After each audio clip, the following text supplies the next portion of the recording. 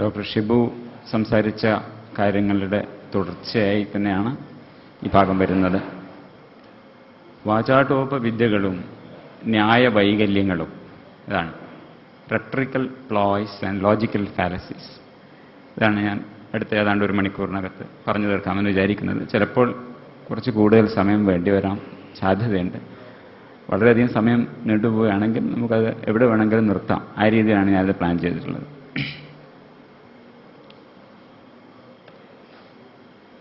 ഈ രണ്ടെണ്ണം തമ്മിൽ പ്രകടമായൊരു വ്യത്യാസം റെട്രിക്കൽ പ്ലോയ്സ്, അതായത് വാചാടോപവിദ്യകളുടെയും ലോജിക്കൽ ഫാലസീസ്, അതല്ലെങ്കിൽ കുതർക്കങ്ങൾ, ന്യായവൈകല്യങ്ങൾ എന്ന് പറയും. ഇത് രണ്ടും തമ്മിലുള്ള വ്യത്യാസം, റെട്ടറിക്കൽ പ്ലോയ്സ് എപ്പോഴും തർക്കമില്ലാതെ നോൺ ആർഗ്യുമെന്റേറ്റീവാണ്. രണ്ടും നമ്മുടെ എന്ത് വിശ്വസിക്കണം, എന്ത് പ്രവർത്തിക്കണം, നേരത്തെ ഷിബു പറഞ്ഞതുപോലെ എന്ത് വിശ്വസിക്കണം, എന്ത് പ്രവർത്തിക്കണം എന്ന് നമ്മളെ ബോധ്യപ്പെടുത്താൻ ഉപയോഗിക്കുന്ന മാർഗങ്ങളാണ്. തർക്കത്തിലൂടെ ആവാം, അല്ലെങ്കിൽ മറ്റു മാർഗങ്ങളിലൂടെ ആവാം. അതിൽ തർക്കമില്ലാതെ, തർക്കത്തിന്റെ വഴിയല്ലാതെ വാക്കുകളുടെ കേവലമായ ശക്തി കൊണ്ട് നമ്മളെ വിശ്വസിപ്പിക്കുന്ന രീതിയാണ് റെട്രിക്കൽ പ്ലോയ്, അല്ലെങ്കിൽ വാചാടോപവിദ്യ. അത് ഈ വാചാടോപവിദ്യകൾ എപ്പോഴും നമ്മളുടെ വികാരങ്ങളോടാണ് സംവദിക്കുന്നത്. നമ്മളുടെ വികാരങ്ങളുടെ മുകൾ വികാരങ്ങളെ വേട്ടയാടുകയാണ് അവ ചെയ്യുക. അതാണ് രാഷ്ട്രീയക്കാരും പരസ്യക്കാരും ഒക്കെ സാധാരണയായി ഉപയോഗിക്കുന്ന ഒരു രീതി. അതൊരു റെട്രിക്കൽ പ്ലോയ്, ഒരു വാചാടോപവിദ്യ. അതിൽ ആർഗ്യുമെന്റ് ഇല്ല, നോൺ ആർഗ്യുമെന്റേറ്റീവായ ഒരു തരം റീസണിങ് ആണ്. പക്ഷേ നമുക്ക് തോന്നാം ഇത് ആർഗ്യൂ ചെയ്യുകയാണ്, ഇതിലൊരു തർക്കമുണ്ട്, നമ്മളെ ബോധ്യപ്പെടുത്തുകയാണെന്ന് തെറ്റിദ്ധരിപ്പിക്കാൻ സാധിക്കും. ലോജിക്കൽ ഫാലസീസ്, ന്യായവൈകല്യങ്ങളിൽ ഒരു ആർഗ്യുമെന്റ് ഉണ്ട്. ചില തർക്ക രീതികളിൽ അവിടെയാണ് പറയുക. അവിടെ പ്രിമിസസ് ഉണ്ടാവും, കൺക്ലൂഷൻ ഉണ്ടാവും. നേരത്തെ അത് എന്താണ് നേരത്തെ ഷിബു ഡോക്ടർ വ്യക്തമായി പറഞ്ഞിട്ടുണ്ട്. പ്രിമിസസും കൺക്ലൂഷൻസും ഒക്കെ ഉണ്ടാവും. പക്ഷേ ഇത് ഡിഫക്റ്റീവ് അറ്റംപ്റ്റ് അറ്റ് ആർഗ്യുമെന്റ്, നമ്മുടെ തർക്കത്തിനുള്ള ഒരു തെറ്റായ രീതി, അബദ്ധമായ രീതിയാണ് എന്ന് മാത്രം. ഇതിനെ വേർതിരിച്ചറിയേണ്ട ആവശ്യമുണ്ട്. ഭാഷയെ എങ്ങനെ ഉപയോഗിക്കുന്നു എന്നുള്ളിടത്താണ് ഇതിന്റെ വ്യത്യാസം. Function of the language being used. ഈ റെട്ടറിക്കൽ പ്ലോയ്സ് എപ്പോഴും നമ്മുടെ ആഗ്രഹങ്ങളോട്, നമ്മുടെ വികാരങ്ങളോട് ഇതാണ് സംവദിക്കുക. നമുക്ക് അനുകമ്പയുണ്ടാവാം, നമുക്ക് കുറ്റബോധമുണ്ടാവാം, ഭയമുണ്ടാവാം. ഇങ്ങനെ പല പല നമ്മുടെ വികാരങ്ങളെയും അതിനോടാണ് സംവദിക്കുന്നത് റെട്ടറിക്കൽ പ്ലോയ്സ്. അതൊരു രീതി, റെട്ടറിക്കൽ പ്ലോയ്സിന്റെ ഒരു രീതി. രണ്ടാമത്തെ രീതി, പല രീതികളുണ്ട്, അതിൽ രണ്ടെണ്ണം ആണ് പ്രധാനമായിട്ടും ഞാൻ പറയുന്നുള്ളൂ. രണ്ടാമത്തേത് ചില ക്യാച്ച് വേർഡ്സ്, ചില ബസ് വേർഡ്സ്, ചില വാക്കുകൾ ഉപയോഗിക്കുന്ന രീതി. അതിലൊരെണ്ണമാണ് അപ്പീൽ ടു ഹോളി കൗ, ഒരു വിശുദ്ധ പശു, അല്ലെങ്കിൽ ഒരു നമ്മളെ ആരും വിമർശിക്കാത്ത ഏതെങ്കിലും ഒരു സങ്കല്പത്തെ, ഒരു ആശയത്തെ മുൻനിർത്തിക്കൊണ്ട് നമ്മുടെ വഴി തെറ്റിച്ചളയാം. അതും ഒരുതരം റെട്ടറിക്കൽ പ്ലോയ് ആണ്. പിന്നെ സബ്ജക്റ്റ് മൊത്തം മാറ്റിക്കളയുന്ന ഒരു തരം രീതിയുണ്ട്, അതും റെട്ടറിക്കൽ പ്ലോയ് ആയിട്ട് തന്നെ വരാം. അതിൽ ഇത് രണ്ടു തരത്തിൽ ചെയ്യാം, റെട്ടറിക്കൽ പ്ലോയ് ആയിട്ടും ചെയ്യാം, ഒരു ലോജിക്കൽ ഫാലസി ആയിട്ടും ചെയ്യാം. നമ്മൾ ആദ്യത്തെ രണ്ടെണ്ണത്തെ കുറിച്ചാണ് ഇതിൽ പറയാൻ ഉദ്ദേശിക്കുന്നത്. ഈ റെട്ടറിക് എന്ന് പറഞ്ഞ ഇതാണ്, നമ്മൾ എന്ത് വിശ്വസിക്കണം, എന്ത് പ്രവർത്തിക്കണം, എന്ത് ആഗ്രഹിക്കണം എന്നൊക്കെയുള്ള നമ്മുടെ ആ സംഗതികളെ കൃത്യമായ കാരണങ്ങളൊന്നും നൽകാതെ നമ്മുടെ വിശ്വാസങ്ങളെയും നമ്മുടെ ആഗ്രഹങ്ങളെയും നമ്മുടെ പ്രവൃത്തികളെയും ഒക്കെ മോട്ടിവേറ്റ് ചെയ്യുക, അതിനെ മാനിപ്പുലേറ്റ് ചെയ്യുക, ഇത് ശ്രമിക്കുന്നതാണ് റെട്ടറിക്കിന്റെ ഒരു രീതി. അതെങ്ങനെ? Through the power of the words used, ആ വാക്കുകളുടെ ശക്തി കൊണ്ട് മാത്രം. അത് രാഷ്ട്രീയക്കാരൻ, ഹിറ്റ്ലർ ആയാലും അല്ലെങ്കിൽ പരസ്യക്കാരായാലും വിൽപ്പനക്കാരായാലും സാധാരണ പ്രയോഗിച്ചു വരുന്ന രീതി. ഇതിനകത്ത് പറഞ്ഞല്ലോ, ഈ അപ്പീൽ ടു ഇമോഷൻസ് നമ്മൾ ഉപയോഗിച്ചുകൊണ്ടാണ് ഈ ഒനിഡ ടി വി വെക്കുന്നത് മുതൽ എല്ലാ വിൽപ്പനക്കാരും ചെയ്യുന്നത്. ഇത് ഒരു ബിനയനായ ലെവലിലല്ലാതെ ഒരു കൊലപാതകത്തിന്റെ ലെവൽ, കൊലപാതകങ്ങളുടെ മനുഷ്യ ദുരിതങ്ങളുടെയും ഒരു മണ്ഡലത്തിലേക്കും ഈ റെട്ടറിക്കൽ പ്ലോയ്സിന് പോകാൻ സാധിക്കുമെന്ന് നമുക്ക് ചരിത്രത്തിൽ തെളിവുകളുണ്ട്.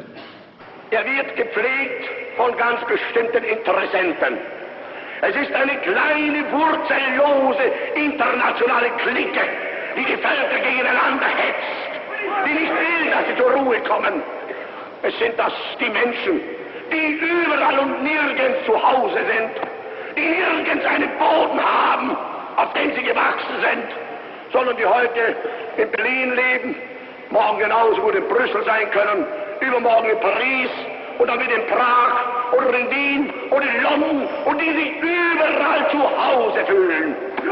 Es sind die einzigen, die wirklich als internationale Elemente anzusprechen sind, weil sie überall ihre Geschäfte betätigen können. Aber das Volk kann ihnen ja nicht nachfolgen. Das Volk ist ja gekettet an seinen Boden, ist ja gekettet an seine Heimat, ist ja gebunden an die Lebensmöglichkeiten seines Staates, der Nation. അവർ ജൂതന്മാർ, അവർ വേരുകളില്ലാത്തവരാണ്. അവരിന്ന് ബെർലിനിൽ, നാളെ പാരീസിൽ, ഇങ്ങനെ വേരുകളില്ലാത്ത ഒരു ജനത. നാം ഈ മണ്ണിനോട് ബന്ധപ്പെട്ട് കിടക്കുന്നവർ, ഈ പിതൃരാജ്യത്തോട് ഇഴുകിക്കഴിയുന്നവർ. ഈ രീതിയിൽ നമ്മൾ അവർ എന്ന ഒരു ദ്വന്ദ്വം സൃഷ്ടിക്കാൻ, ഒരു സ്വഗോത്ര സ്നേഹം, പരഗോത്ര വിദ്വേഷം, ഈ രീതിയിൽ നമ്മൾ ഉറങ്ങിക്കിടക്കുന്ന വികാരങ്ങളെ ഉണർത്താൻ ഇതിവിടെ റീസണിംഗ് ഇല്ല. ഇതൊരു റെട്ടറിക്കൽ പ്ലോയാണ്. ഇതാണ് ഓഷ്വിറ്റ്സിലും അതുപോലെയുള്ള മനുഷ്യനെ അചിന്ത്യമായ ക്രൂരതകളിലേക്കും നയിച്ച ഒരു വാചാടോപവിദ്യ. അതിന്റെ ഒരു ഉദാഹരണമാണിത്. എങ്ങനെയാണ് ഇമോഷൻസിനെ അപ്പീൽ ചെയ്യുന്നത്? ജനങ്ങൾ തന്നെയാണ് പറയുന്നത്. ജ്യൂസ് എന്നുള്ള വാക്ക് ഹിറ്റ്ലർ പറയുന്നില്ല. ഹിറ്റ്ലർ പറയുന്നത് അവർ ഇന്ന് ബെർലിനിലും നാളെ പാരീസിലും ജനങ്ങൾ എടുത്തു പറയുന്നത് ജൂതന്മാർ, ജൂതന്മാർ. ഈ രീതിയിൽ വികാരം ഉണ്ടാക്കാൻ സാധിക്കും. അതാണ് പറയുന്നത് റെട്ടറിക് ആൻഡ് കിൽ, കൊല്ലാൻ സാധിക്കും. വിൽപ്പനയ്ക്ക് മാത്രമല്ല, ഈ രീതിയിലുള്ള വിവരണാതീതമായ ദുരന്തങ്ങളിലേക്ക് എത്താൻ സാധിച്ചിട്ടുണ്ട്, കൊണ്ടുപോകാൻ സാധിച്ചിട്ടുണ്ട്. അവർ ഈ രീതിയിലുള്ള പ്രചരണത്തിന്റെ പ്രവാചകന്മാർ ഉപയോഗിക്കുന്നത് നമ്മുടെ വികാരങ്ങളെ വേട്ടയാടലാണ്. ഞാൻ പറഞ്ഞു, നമ്മൾ കേൾക്കാൻ ആഗ്രഹിക്കുന്നതെന്തോ അതവർ പറയുന്നു, നമ്മുടെ ആഗ്രഹങ്ങളെ സ്വാധീനിക്കുന്നു. അവിടെ തെളിവുകൾ നൽകപ്പെടുന്നതേയില്ല. നൽകപ്പെടുന്ന തെളിവുകൾ ഏകപക്ഷീയമായതും വളച്ചൊടിച്ചതുമായ തെളിവുകളായിരിക്കും. പക്ഷെ ഒരു കാര്യമുള്ളത്, ഈ ഇമോഷണൽ അപ്പീൽ എന്നത് തീർച്ചയായും 100% തെറ്റാണ് എന്ന് പറയാൻ സാധിക്കില്ല. സിഗരറ്റ് പാക്കറ്റിന്റെ മുകളിൽ ഒരു ശ്വാസകോശാർബുദത്തിന്റെ ചിത്രം പതിക്കുന്നത് വാസ്തവത്തിൽ ശാസ്ത്രീയമായ അത് നമ്മളെ പേടിപ്പിക്കാൻ തന്നെയാണ്. അത് ഒരു അപ്പീൽ ടു ഫിയർ ആണ്. പക്ഷെ അതിന്റെ പിന്നിൽ ഒരു റീസൺ ഉണ്ട്. ആ റീസണിലേക്ക് അപ്പോൾ അതാണ് പറയുന്നത്, നമ്മളൊരു ആക്ഷൻ എടുക്കുമ്പോൾ, നമ്മളൊരു കൃത്യം ചെയ്യുമ്പോൾ, പ്രവർത്തിക്കുമ്പോൾ, വിശ്വസിക്കുമ്പോൾ അതിന്റെ പിന്നിലൊരു റീസൺ ഉണ്ടാവണം. കേവലമായ വാചാടോപവിദ്യകളിൽ മാത്രം കുടുങ്ങി റീസൺ ഇല്ലാതെ ചെയ്യരുത്. ഈ വാചാടോപവിദ്യക്ക് അതിൻ്റെതായ സ്ഥാനം സാധാരണ പ്രചരണത്തിലുണ്ട്. പക്ഷെ അതിന്റെ പിന്നിൽ കൃത്യമായ കാരണങ്ങൾ ഉണ്ടായിരിക്കണം.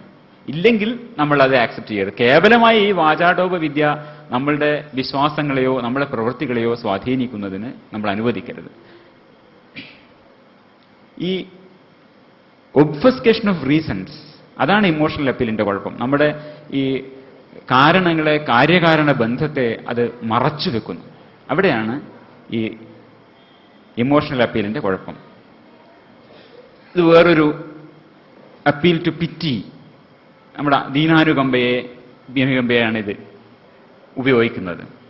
ഇത് തൃശ്ശൂർ വർക്ക് ചെയ്ത കാലത്ത് അവിടെ റൗണ്ടിൽ കണ്ടിട്ടുള്ള ഒരു ക്രിസ്ത്യൻ സംഘടനയുടെ ഒരു പരസ്യ പലകയുടെ ഒരു രൂപം ഞാൻ ഉണ്ടാക്കിയതാണ്. വളരെ വലിയൊരു കുട്ടി, ഒരു പൂർണ്ണ വളർച്ചയെത്തിയ ഒരു മനുഷ്യഭ്രൂണമാണ് അവിടെ വെച്ചിരിക്കുന്നത്.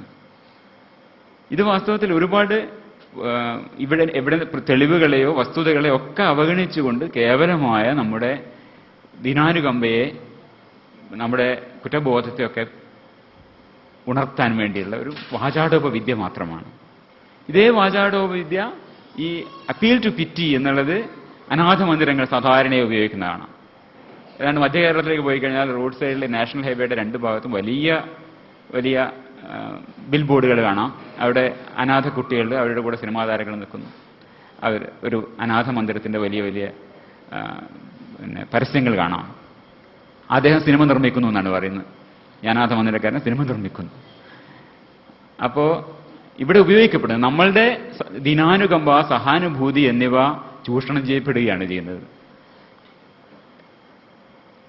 ഈ വ്യക്തിപരമായി നമുക്ക് പലർക്കും ഒരു അഴിമതികളൊന്നും ഉന്നയിക്കാൻ പറ്റാത്ത മദർ തെരേസയെ കുറിച്ച് ഹിസ്റ്റൻസ് പറയുക, അവർ ദരിദ്രരുടെ സുഹൃത്തല്ല, ദാരിദ്ര്യത്തിന്റെ സുഹൃത്താണ് എന്നാണ്. ഈ സ്ത്രീകളെ നിർബന്ധിതമായ പുനരുൽപാദനത്തിന് നിർബന്ധിക്കുന്ന രീതിയിലുള്ള അബോർഷനാണ് ലോകത്തെ ഏറ്റവും അപകടകരമായ കാര്യമെന്നാണ് മദർ തെരേസ പറയാം. ഈ രീതിയിലുള്ള ആശയങ്ങളൊക്കെ പലപ്പോഴും ഇതിന്റെ പിന്നിൽ പ്രവർത്തിക്കുന്നുണ്ട്. അത് ഞാൻ പറഞ്ഞു വന്നത് അപ്പീൽ ടു പിറ്റി എന്നത് വളരെ വിനയനായി എന്ന് നമുക്ക് ഉപയോഗിക്കപ്പെടുമ്പോൾ പോലും പലപ്പോഴും അതിന്റെ പിന്നിലുള്ള ഹിഡൻ അജണ്ടകൾ കാണാം എന്നുള്ളതാണ് പറയാൻ ശ്രമിച്ചത്. ഈ എല്ലാ റെട്രിക്കൽ പോയ്സിന്റെയും ഒരു പ്രശ്നം ഇതാണ്. ദേ ഒബ്ഫസ്കേറ്റ് ദ റീസൺ. ഹിഡൻ അജണ്ടകൾ പലപ്പോഴും മറക്കപ്പെടുന്നു ഈ അപ്പീൽ ടു പിറ്റി കൊണ്ട്. ഒരു കാർട്ടൂൺ എന്ന് മാത്രം. അമ്മയെ കൊന്നയാൾ അയാളൊരു അനാഥനായി പോയി, അദ്ദേഹത്തെ ശിക്ഷിക്കരുതെന്ന് വക്കീൽ പറയുന്നത് ഒരു പരിഹാസ്യമായ അപ്പീൽ ടു പിറ്റിയുടെ ഒരു പ്രയോഗം. അപ്പീൽ ടു ഫിയർ, ഭീതിയോടുള്ള, നമ്മളെ പേടിപ്പിച്ച് കുപ്പിയിലാക്കുക, പേടിപ്പിച്ച് നമ്മളെ വരുതിക്ക് നിർത്തുക. യേശുവിൽ വിശ്വസിക്കുക, അതല്ലെങ്കിൽ നരകത്തീയിലെരിയുക. ഒരു അപ്പീൽ ടു ഫിയർ. ഇത് വളരെ വ്യാപകമായി മതങ്ങളെന്നും എല്ലാ ദിക്കിലും ഉപയോഗിച്ച് വരുന്നത്. മതങ്ങളല്ല, പലരും ഉപയോഗിക്കുന്നതാണ് അപ്പീൽ ടു ഫിയർ. പൊറോട്ടയും പ്രമേഹവും ഇതും അപ്പീൽ ടു ഫിയറിന് ഒരു നല്ല ഉദാഹരണമാണ്. അതിലേക്ക് ഞാൻ കുറച്ച് കഴിഞ്ഞ വീണ്ടും ആ സ്ലൈഡിലേക്ക് വരുന്നുണ്ട്. അത് വാസ്തവത്തിൽ ഒരു അപ്പീൽ ടു ഫിയർ മാത്രമല്ല, അതൊരു റെട്രിക്കൽ പ്ലോയും ഒരു ലോജിക്കൽ ഫാലസി രണ്ടും കൂടെയാണ്. അതുകൊണ്ട് നമ്മൾ അതിലേക്ക് വരും, അടുത്ത് തന്നെ വരും. പിന്നെ ഒന്ന് പറയാനുള്ളത്, ഇമോഷനോട് അപ്പീൽ ചെയ്യുന്ന പോലെ തന്നെ അപ്പീൽ ടു ഹോളി കൗ, വിശുദ്ധ പശുവാണ്, അതിനെ വിമർശിക്കാൻ പാടില്ല. അതിനെ വിമർശിച്ചു കഴിഞ്ഞാൽ അതൊരു റെട്രിക്കൽ പ്ലോയ് ആയിട്ട് ഉപയോഗിക്കാം. നിങ്ങൾ എന്തുകൊണ്ട് എന്റെ അഭിപ്രായത്തിൽ ചോദിക്കുന്നത്, നിങ്ങളൊരു കമ്മ്യൂണിസ്റ്റ് വിരുദ്ധനാണ്, നിങ്ങൾ അല്ലെങ്കിൽ ഒരു ഫെമിനിസ്റ്റ് വിരുദ്ധനാണ്, നിങ്ങളൊരു ദളിത് വിരുദ്ധനാണ്. ഇത് പറഞ്ഞാൽ നമ്മൾ ആരും അങ്ങനെ പറയാൻ ഇഷ്ടപ്പെടുന്നില്ല. നമ്മളെല്ലാവരും ഫെമിനിസ്റ്റുകളും ഈ രീതിയിൽ ഈ വിശുദ്ധ പശുക്കളെ ആക്രമിക്കുന്നത് റെട്രിക്കൽ പ്ലോയ് ഉപയോഗിക്കുന്നത് ഭയപ്പെടുന്ന ആൾക്കാരാണ്. അപ്പോൾ അതുകൊണ്ട് എല്ലാ ഇതും അവിടെ അവസാനിക്കും. ചർച്ചകൾ അവസാനിപ്പിക്കാനുള്ള ഒരു വഴിയാണത്. ഇതിന്റെ തൊട്ട് നാളെ ഞാൻ കൊടുത്തിരിക്കുന്നത് ആധുനികമാവുന്നു, അത്രത്തോളം സവർണവർഗീയവാദിയാവുന്നു എന്നതാണ് ഇന്ത്യൻ ആധുനികയെക്കുറിച്ചുള്ള വിമർശനം. ഇത് പറഞ്ഞത് സോളിഡാരിറ്റിയുടെ ഒരു ആളാണ്. ഇത് ഒരു ഹോളി കൗവിനോടുള്ള അപ്പീലാണ്. നമ്മളെ വിമർശനം അതോടെ അവസാനിച്ചു. നിങ്ങൾ പിന്നെ പുരോഗമനവും ആധുനികവും ഒന്നും പറയാൻ പറ്റില്ല. കാരണം നിങ്ങൾ പുരോഗമനപരവും ആധുനികവുമായി എന്ത് പറയുന്നു, അയാൾ സവർണവർഗീയവാദിയാണ് എന്ന് പറഞ്ഞാൽ പിന്നെ നമുക്ക് നിവൃത്തിയില്ല ഇങ്ങനെ പറയാൻ. ഇതൊരു തരം ഒരു റെട്രിക്കൽ പ്ലോയാണ്. ഇത് മാതൃഭൂമിയിൽ വന്ന ആർട്ടിക്കിൾ ഞാൻ എടുത്ത് കോട്ട് ചെയ്തതാണ്. അതിലാണ് ഇത് പറഞ്ഞിരിക്കുന്നത്. ഞാൻ ഈ ആധുനികതയും ഇടതുപക്ഷ പുരോഗമനവും അതൊക്കെ ആന്തരികമായി സവർണമാണ് എന്നാണ് ആ വിമർശനം. ഇതൊരു റെട്രിക്കൽ പ്ലോയാണെന്നാണ് പറയുന്നത്. ഈ റെട്രിക്കൽ പ്ലോയ്സ് കണ്ടെത്തുക എന്നുള്ളത് ഒരു മനഃശാസ്ത്രപരമായ സമീപനമാണ്. നമ്മുടെ ഏത് വികാരങ്ങളെയാണ് ഇത് ഉത്തേജിപ്പിക്കുന്നത്, എങ്ങനെയാണ് നമ്മൾ നോൺ റാഷണലായിട്ട് ഒരു യുക്തി വിരുദ്ധമായി നമ്മളോട് സംവദിക്കുന്നത് എന്ന് കണ്ടുപിടിക്കുന്നത് ഒരു ഒരു മനോവ്യാപാരത്തിന്റെ രീതിയിൽ നമ്മൾ ചെയ്യേണ്ട കാര്യമാണ്. എങ്ങനെയാണ് ഇത് സംവദിക്കുന്നത്? അതേസമയം ഡിറ്റക്ഷൻ ഓഫ് ഫാലസീസ്, അതായത് ഈ ലോജിക്കൽ ഫാലസീസ് കണ്ടെത്തുക എന്നുള്ളത്, ന്യായവൈകല്യങ്ങൾ, കുതർക്കങ്ങൾ കണ്ടെത്തുക എന്നുള്ളത് ഒരു exercise in logical and factual assessment ആണ്.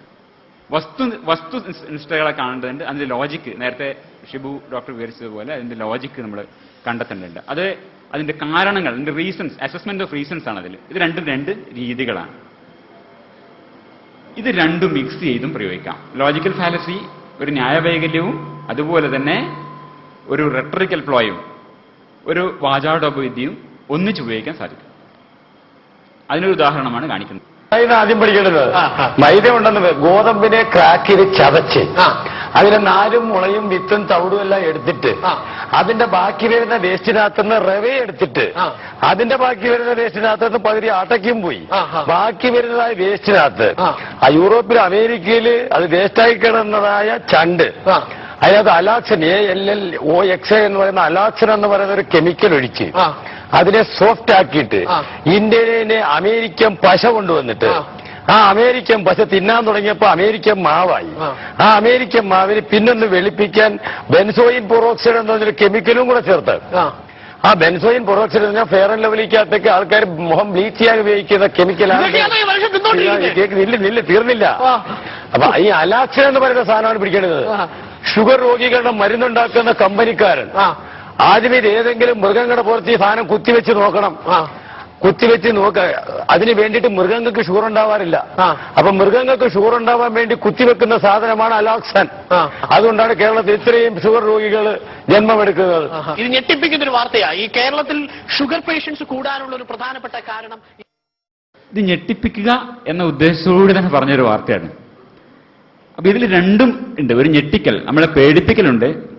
അതേസമയം തന്നെ മൂപ്പർ ഒരു ന്യായവൈകല്യവും ലോജിക്കൽ ഫാലസിയും കൊണ്ടുവന്നു. ഞെട്ടിക്കൽ എന്താണെന്ന് നമുക്ക് മനസ്സിലായല്ലോ.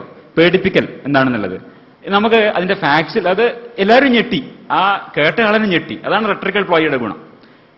ഇത് ഞെട്ടിപ്പിക്കുന്ന ഒരു വാർത്തയാണ്. അപ്പൊ അത് ആദ്യ ഭാഗം അദ്ദേഹം ഭംഗിയായി നിർവഹിച്ചു, പേടിപ്പിച്ചു കഴിഞ്ഞു. ഇനി ഇത് ലോജിക്കൽ ഫാലസി എന്താണെന്ന് നോക്കാം നമുക്ക്.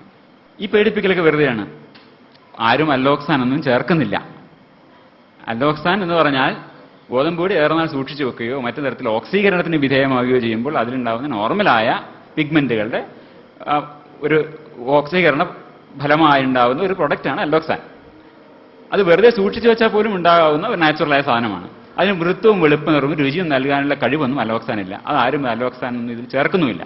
അതുകൊണ്ട് തന്നെ അടിസ്ഥാനപരമായിട്ടൊരു തെറ്റായ പ്രസ്താവനയാണത്. അപ്പോൾ എന്താണ് ഫാക്ട്? ഇതാണ് അവർ പറയുന്ന കാര്യം. അല്ലോക്സാൻ ഉള്ളിൽ ചേരുന്നതോടെ പാൻക്രിയാസിലെ ബീറ്റാ സെല്ലുകളൊക്കെ നശിച്ചു പോവും. തന്മൂലം ഇൻസുലിൻ കുറഞ്ഞു വരികയും പ്രമേഹം വർദ്ധിക്കുകയും ചെയ്യും. ഫാക്ട് എന്താണ്? ഇവിടെ മനുഷ്യന്റെ ഇൻസുലിൻ ഉത്പാദക സെല്ലുകളിലേക്ക്, ബീറ്റാ സെല്ലുകളിലേക്ക് ഈ അല്ലോക്സാൻ കയറാൻ സാധ്യത വളരെ വളരെ വളരെ വിരളമാണ്, അസാധ്യമാണെന്ന് പറയാം. അതുകൊണ്ട് മനുഷ്യനിൽ അല്ലോക്സാൻ കഴിച്ച് പ്രമേഹം ഉണ്ടാവുക എന്നൊരു ചരിത്രമേ ഇല്ല. എലികളിൽ അത് സാധ്യമാണ്, അത് വേറെ കാര്യം. പിന്നെ വേറൊന്ന്, അല്ലോക്സാൻ കൊടുത്തു കഴിഞ്ഞ് എലികളിൽ ഉണ്ടാക്കുന്നത് ടൈപ്പ് 1 പ്രമേഹമാണ്. എന്ന് പറഞ്ഞാൽ ബീറ്റാ സെല്ലുകളിൽ നിന്ന് ഇൻസുലിൻ ഉണ്ടാവാത്തത് കാരണം ഉണ്ടാവുന്ന പ്രമേഹം. അതിന് ഇൻസുലിൻ വെച്ച് മാത്രമേ ട്രീറ്റ് ചെയ്യാൻ പറ്റൂ. കേരളത്തിലുള്ള 90% ആൾക്കാരുടെയും ഇൻസുലിൻ നോർമൽ ലെവലാണ് പലപ്പോഴും. അവർ ഇൻസുലിൻ റെസിസ്റ്റൻസ് ടൈപ്പ് 2 ഡയബറ്റീസ് ആണ് അവരുടേത്. ഇയാൾ പറഞ്ഞത്, മോഹൻ നായർ ഈ പ്രകൃതി ചികിത്സകൻ പറഞ്ഞത് ശരിയായിരുന്നെങ്കിൽ ഇവിടെ മുഴുവൻ ടൈപ്പ് 1 പ്രമേഹ രോഗികളായിരുന്നു കേരളം മൊത്തം വരേണ്ടിയിരുന്നത്. അങ്ങനെയല്ല ഉണ്ടായിട്ടുള്ളത്. ടൈപ്പ് 2 പ്രമേഹമാണ്. അതൊരു ജീവിതശൈലി രോഗമാണ്. ഇവിടെ ഉള്ള ലോജിക്കൽ ഫാലസി, ഞാനൊരു 20 ലോജിക്കൽ ഫാലസികളിലേക്ക് പോകാനുണ്ട് സമയമുണ്ടെങ്കിൽ. ഒന്നാമത്തെ ഇതാണ് മിസ്റ്റേക്കിംഗ് കോറിലേഷൻ ഫോർ കോസ്. അതൊരു സഹചരത്വം, ഒരു സംഗതിയുടെ കൂടെ അസോസിയേറ്റഡ് ആയ ഒരു സാധനമുണ്ട്. അത് ആണ് അതിന്റെ കാരണം എന്ന് പറയുന്നിടത്താണ് മിസ്റ്റേക്കിംഗ് കോറിലേഷൻ ഫോർ കോസ്.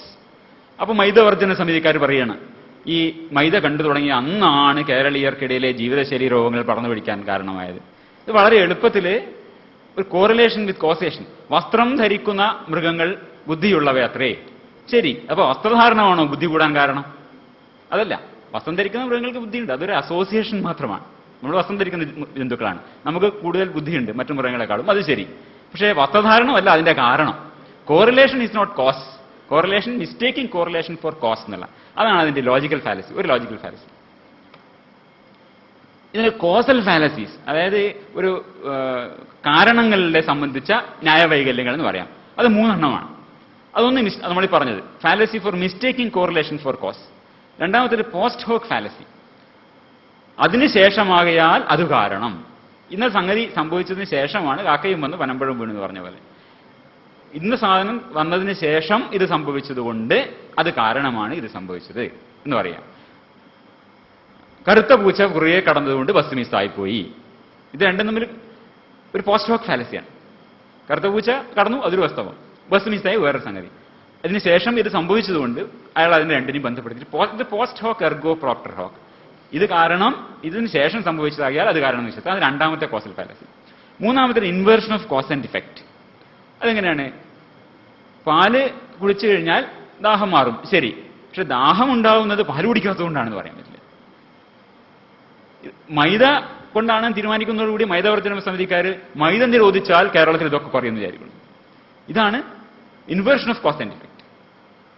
അതുകൊണ്ട് കേരളത്തിലെ നമ്മളെല്ലാം കൂടുതൽ കൂടുതൽ ചോറും, അതിന് ഒരു തവിക്കണക്കിന് ചോറും അല്ലെങ്കിൽ ഒരു കുന്നോളം ചോറും കുറെ പപ്പടവും അതിന് കുറെ വെളിച്ചെണ്ണയും ഒക്കെ കൂടെ ഇങ്ങനെ ഈ മൈദക്ക് പോയാൽ അടിച്ചു കയറ്റി എന്ന് പറഞ്ഞതുകൊണ്ട് ഈ പ്രമേഹം ഇല്ലാതാവില്ല. അപ്പൊ മൈദയാണ് ഇതിന്റെ അത് അമിത ലളിതവൽക്കരണം എന്ന് നേരത്തെ പറഞ്ഞു. അമിത ലളിതവൽക്കരണത്തെ കുറിച്ച് ഡോക്ടർ ഷിബു പറഞ്ഞു. അതാണ് അമിത ലളിതവൽക്കരണം. ഇത് മൈദയാണ് ഇതിന്റെ ഒക്കെ കാരണം. സിംപ്ലിഫൈ, വളരെ ഓവർ സിംപ്ലിഫൈ ചെയ്ത് അതൊരു ചിന്താവൈകല്യമാണ്.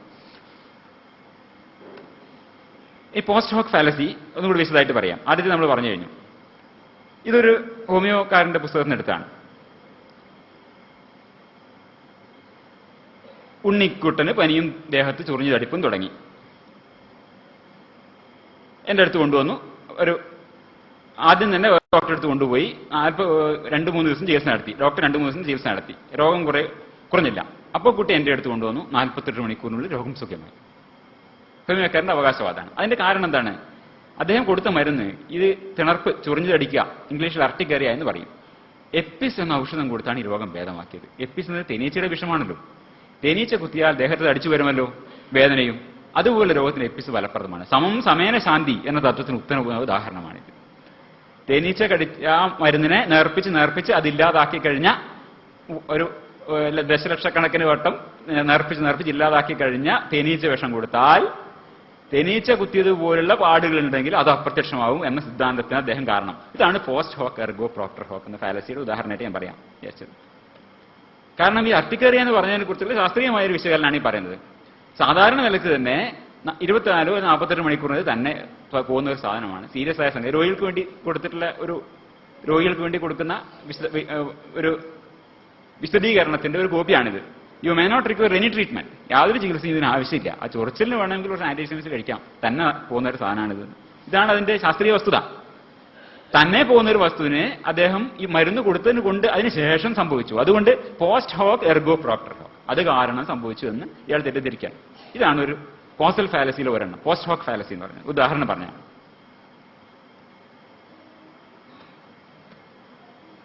ഇനി അത് അഡ് ഹോമിനം ഫാലസി. അത് വ്യക്തി അധിക്ഷേപ ന്യായവൈകല്യം എന്ന് പറയാം. വ്യക്തി അധിക്ഷേപിക്കാം, പലതരത്തിൽ അധിക്ഷേപിക്കാം. ഒരു ഉദാഹരണം ഇവിടെ കാണിക്കാം. ഒരു 2 എരണ്ടകൾ സംസാരിക്കാം. എരണ്ട പക്ഷികൾ സംസാരം, ഒരു കാർട്ടൂണാണ്.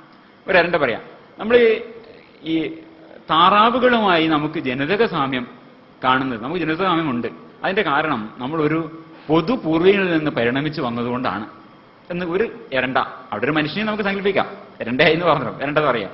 അപ്പൊ മറ്റേ എരണ്ട പറയാണ്, you are close minded and stupid and you eat corn, you don't know anything. ചെയ്തോ അവസാനിച്ചു. അവിടെ പിന്നെ ചർച്ചയില്ല. നീ ചോളം തിന്നുന്ന വിഡ്ഢി, അതോടുകൂടി അതവിടെ അവസാനിച്ചു. ഇത് അഡ്ഹോമിനം അറ്റാക്കാണ്. നിനക്ക് എന്താ അറിയാം ചോളം തിന്നുന്ന വിഡ്ഢി? അത് ആ ഒരു ചർച്ച എരണ്ട അവസാനിപ്പിച്ചതാണ്. ഇതാണ് ഒരു വ്യക്തി അധിക്ഷേപ വൈകല്യം എന്ന് പറയുന്നത്. നിന്റെ മുഖം തന്നെ ഒരു ലോജിക്കൽ ഫാലസിയാണ്. നിന്റെ മോന്ത ഉണ്ടാ മതി. പിന്നെ അവിടെ അവസാനിച്ചു ചർച്ച. ഇതാണ് അഡ്ഹോമിനം അറ്റാക്ക്. ഇതൊരു അബ്യൂസീവ് അഡ്ഹോമിനം. അഡ്ഹോമിനത്തിനും പല ക്ലാസിഫിക്കേഷൻ. നമ്മളത്തെ ക്ലോസൽ ഫാലസീസിനെ പറഞ്ഞതുപോലെ അഡ്ഹോമിനത്തിനും കുറെ ക്ലാസിഫിക്കേഷനുകളുണ്ട്. അതൊന്ന് അബ്യൂസീവ് അഡ്ഹോമിനം. ആ കള്ളുടിയും പറഞ്ഞതല്ലേ, അപ്പൊ പിന്നെ അത് അങ്ങനെ ഉണ്ടാവും. പിന്നെ സർക്കംസ്റ്റാൻഷ്യൽ അഡ്ഹോമിനം. അവൻ അതുകൊണ്ട് മെച്ചമുണ്ട്, അവനതല്ലേ പറയൂ, അവനതുകൊണ്ട് മെച്ചമുണ്ടല്ലോ, അപ്പൊ അത് അവൻ അതേ പറയൂ. അതിന് പിന്നിൽ അവനൊരു താല്പര്യമുണ്ട്. Tu quoque fallacy. അപ്പൊ മകനോട് സിഗരറ്റ് വലിക്കുക എന്ന് പറയുമ്പോൾ എന്താ അച്ഛൻ സിഗരറ്റ് വലിക്കുന്നില്ലേ, അതുകൊണ്ട് സിഗരറ്റ് വലിയുടെ അപകടങ്ങൾ ഇല്ലാതാവുന്നില്ല. ഇതൊരു അഡ്ഹോമിനം അറ്റാക്കിന്റെ രീതിയാണ് tu quoque fallacy. Guilt by association. നിങ്ങളുടെ സ്വതന്ത്ര ചിന്ത അമേരിക്ക പ്രചരിപ്പിക്കുന്നതാണ്. എൻ്റെ ഒരു ബന്ധു എന്നോട് പറഞ്ഞാണ്, ഇത് അമേരിക്ക പ്രചരിപ്പിക്കുന്ന സ്വതന്ത്ര ചിന്തയാണ്.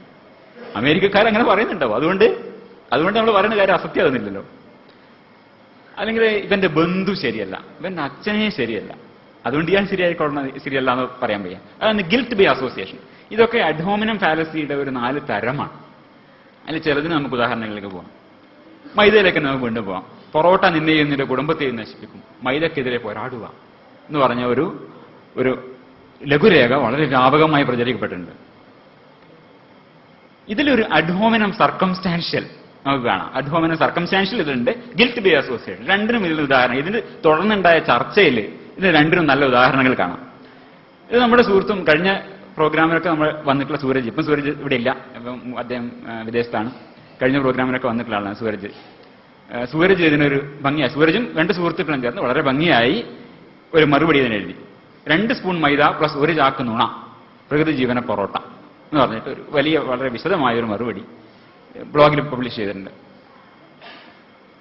അതാണ് ഒരു നേരത്തെ ഡോക്ടർ നരേന്ദ്ര നായിക്ക് പറഞ്ഞത്. ഒരു ഇത്തിരി കാര്യവും ബാക്കി മുഴുവനും പൊള്ളത്തരങ്ങളും കളവുകളും പറഞ്ഞു. അങ്ങനെയാണ് ഈ വ്യാജ പ്രസ്താവനകളുടെ ഒരു രീതി. 2 സ്പൂൺ മൈദയോട് ഒരു ചാക്ക് നുണയും കൂടെ ചേർത്തുണ്ടാക്കുകയാണ് പ്രതിജീവന പൊറോട്ട. വളരെ വിശദമായി ഈ അലോക്സാന്റെ കഥകളും ശാസ്ത്രീയത എന്താണെന്ന് വിശദീകരിച്ചു. ഇതൊക്കെ വിശദീകരിച്ച് അവിടെ വെച്ചു. അതിൽ പ്രത്യേകം പറഞ്ഞിട്ടുണ്ട്, ഞങ്ങൾക്ക് ഇതിൽ പ്രത്യേക താല്പര്യങ്ങളൊന്നുമില്ല, എന്റെ ശാസ്ത്രീയത വിശദീകരിക്കാൻ മാത്രമാണ് ഞങ്ങൾ ഉദ്ദേശിക്കുന്നത്. വളരെ പ്രത്യേകമായി പറഞ്ഞിട്ടുണ്ട്. അതിന് കിട്ടിയ മറുപടിയാണ് ഇതൊക്കെ. മൈദക്കമ്പനിയിൽ നിന്ന് അച്ചാരം വാങ്ങിച്ച ഡോക്ടർമാർ മൈദ അനുകൂല പ്രചരണം ആരംഭിച്ചിട്ടുണ്ട്. കൂടുതൽ രോഗങ്ങളുണ്ടായാലേ അവർക്ക് ഡോക്ടർ ബിരുദം സമ്പാദിക്കുന്നതിന് ഉപയോഗിച്ച് പൈസയുടെ മുതലും പലിശയും കിട്ടുള്ളൂ. ഇതാണ് ഒരു തരത്തിലുള്ള ഒരു ആർഗ്യുമെന്റ്, ഒരു തരത്തിലുള്ള അഡ്ഹോമിനം. നമ്മൾ നേരത്തെ പറഞ്ഞു പലതരം അഡ്ഹോമിനം. അതിലെ സർക്കംസ്റ്റാൻഷ്യൽ അഡ്ഹോമിനം. അവൻ അതല്ലേ പറയൂ, അവൻ അതുകൊണ്ട് മെച്ചമുള്ളതല്ലേ. ഡോക്ടർമാർക്ക് കൂടുതൽ രോഗികളുണ്ടായാലേ ജീവിക്കാൻ പറ്റൂ. അപ്പൊ കൂടുതൽ രോഗികളുണ്ടാവണമെങ്കിൽ എന്ത് വേണം? മൈദ പ്രചരിപ്പിക്കണം. അപ്പൊ അതുകൊണ്ട് സർക്കംസ്റ്റാൻഷ്യൽ അഡ്ഹോമിനം, അതാണ് സർക്കംസ്റ്റാൻഷ്യൽ അഡ്ഹോമിനത്തിന്റെ ഒരു മാതൃക. ഇതുമായി ഗിൽറ്റ് ബൈ അസോസിയേഷൻ. കൊക്കക്കോള പ്രചരിപ്പിക്കാൻ കാശ് വാങ്ങിയത് ഡോക്ടർമാരുടെ സംഘടനയല്ലേ, IMA അല്ലേ. ട്രോപ്പിക്കാന സ്പോൺസർ ചെയ്തതിനെ കുറിച്ച് അതിന് എന്റെ ക്ലാസ്മേറ്റ് ഡോക്ടർ ബാബു ആണ് അതിന് വലിയൊരു സമരം തന്നെ നടത്തിയത് IMAക്കെതിരെ. അദ്ദേഹം അതിന് പല ഭീഷണികൾ നേരിട്ടുണ്ട്. അപ്പൊ ആ രീതിയിലുള്ള കറക്റ്റീവായ കാര്യങ്ങളൊക്കെ നടന്നു. എന്നിരിക്കലും കൊക്കക്കോള പ്രചരിപ്പിക്കാൻ IMA കാശ് വാങ്ങി എന്നുള്ളതും സൂരജിന്റെ പേരടിക്കാണ്. അപ്പൊ അതാണ് ഗിൽറ്റ് ബൈ അസോസിയേഷൻ. ഇത് IMAക്കാരൻ അല്ലേ, IMA ഇങ്ങനെ ചെയ്തിട്ടുണ്ടല്ലോ, അപ്പൊ ഇയാൾ പറഞ്ഞു ശരിയല്ല. ന്യായമല്ല, ഇത് പറയുന്നത് ശരിയോ തെറ്റോ എന്നുള്ളത് പ്രസക്തമേ അല്ല. ഇയാൾക്ക് ഇതുകൊണ്ട് കാര്യമുണ്ടോ? ഇയാളുള്ള അസോസിയേഷൻ പണ്ട് അങ്ങനെ ചെയ്തിട്ടുണ്ടോ? ഇതാണ് അഡ്ഹോമിനം അറ്റാക്കിന്റെ രീതി. ഇതൊരു ലോജിക്കൽ ഫാലസിയാണ്. അപ്പൊ ഇതിന് മറുപടി പറഞ്ഞിട്ടുണ്ട്. ഇതിന് മറുപടി സൂരജ് പറഞ്ഞ അവസാനം അഡ്ഹോമിനം അറ്റാക്ക് നമ്പറൊക്കെ പഴഞ്ചരക്കാണ് എന്ന് കൃത്യമായി സൂരജ് അതിന് മറുപടിയും കൊടുത്തു. അഡ്ഹോമിനം അറ്റാക്ക് ഇതാണ് അഡ്ഹോമിനം അറ്റാക്കിന്റെ രൂപം. വാദങ്ങൾ ഉപയോഗിച്ച് ശാസ്ത്രീയമായി അത് തെളിയിക്കാൻ ശ്രമിക്കാം. അതല്ലാതെ ഇത് എന്തുകൊണ്ടാണ് അഡ്ഹോമിനം അറ്റാക്ക്.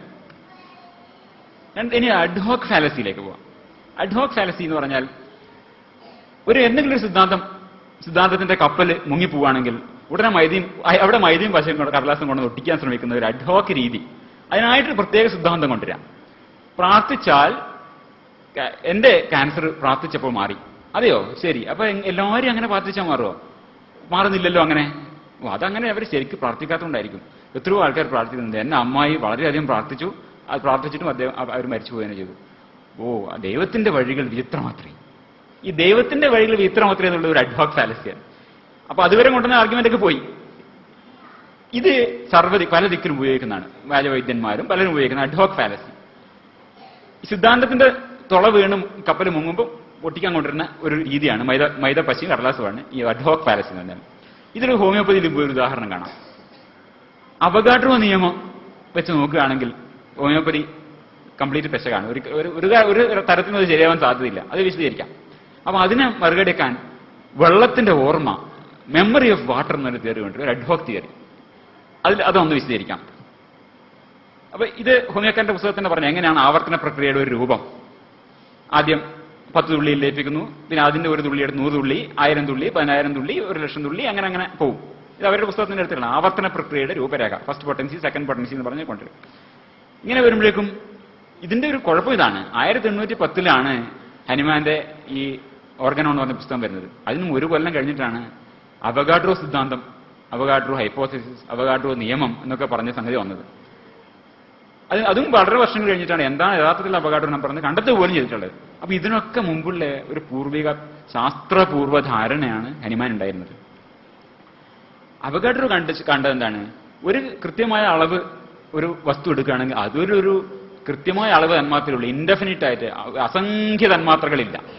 ഉദാഹരണത്തിന് ഒരു 18 ഗ്രാം വെള്ളം എടുക്കുകയാണെങ്കിൽ അതിൽ 6.022 പെരുക്കണം ഇൻറ്റു 10 × 23 10⁻⁻³ ഇതൊരു നമ്പറാണ്, അവഗാഡ്രോ നമ്പർ. അത്രയും മോളിക്യൂൾ, അത്രയും തന്മാത്രകളെ അതിലുണ്ടാവും, അതിൽ കൂടില്ല. അപ്പോൾ വെള്ളത്തിലായാലും ഏത് സാധനം ആയിക്കോട്ടെ, എന്തൊരു വസ്തു, കാർബൺ ആയാലും സ്വർണമായാലും എന്ത് വസ്തു എടുത്താലും അതിന്റെ ഒരു മോളാർ വെയിറ്റ് നമ്മൾ ഒരു മോൾ എടുക്കുകയാണെങ്കിൽ അതിൽ കൃത്യമായ അളവ് ഇത്ര നമ്പർ മോളിക്യൂളുകൾ മാത്രമേ ഉണ്ടാവൂ എന്നുള്ളതാണ് അവഗാഡ്രോ സിദ്ധാന്തം. അത് ഇത്രയും വർഷങ്ങളായിട്ടും വളരെ അടിസ്ഥാനപരമായ ഒരു ശാസ്ത്ര നിയമം, ഒരു രസതന്ത്രത്തിന്റെ അടിസ്ഥാന നിയമമാണ്. ഇത് നിഷേധിച്ച ഒരു ശാസ്ത്രമില്ല, ഒരു രസതന്ത്രം സാധ്യമല്ല. അങ്ങനെ ഒരു രസതന്ത്രമേ ഇല്ല. ഹനുമാൻ സാധാരണ 30C ഡയലൂഷൻ എന്നാണ് അദ്ദേഹം ഉപയോഗിച്ചിരുന്നത്. അപ്പോൾ 30C ഡയലൂട്ട് ചെയ്ത ഒരു സാധനത്തിനകത്ത് ഒരു മോളിക്യൂൾ കണ്ടെത്തണമെങ്കിൽ ആ മോളിക്യൂൾ ഉണ്ടാവാനുള്ള ആ ഒരു കണ്ടെയ്നറിന്റെ വലുപ്പം ഒരു 3000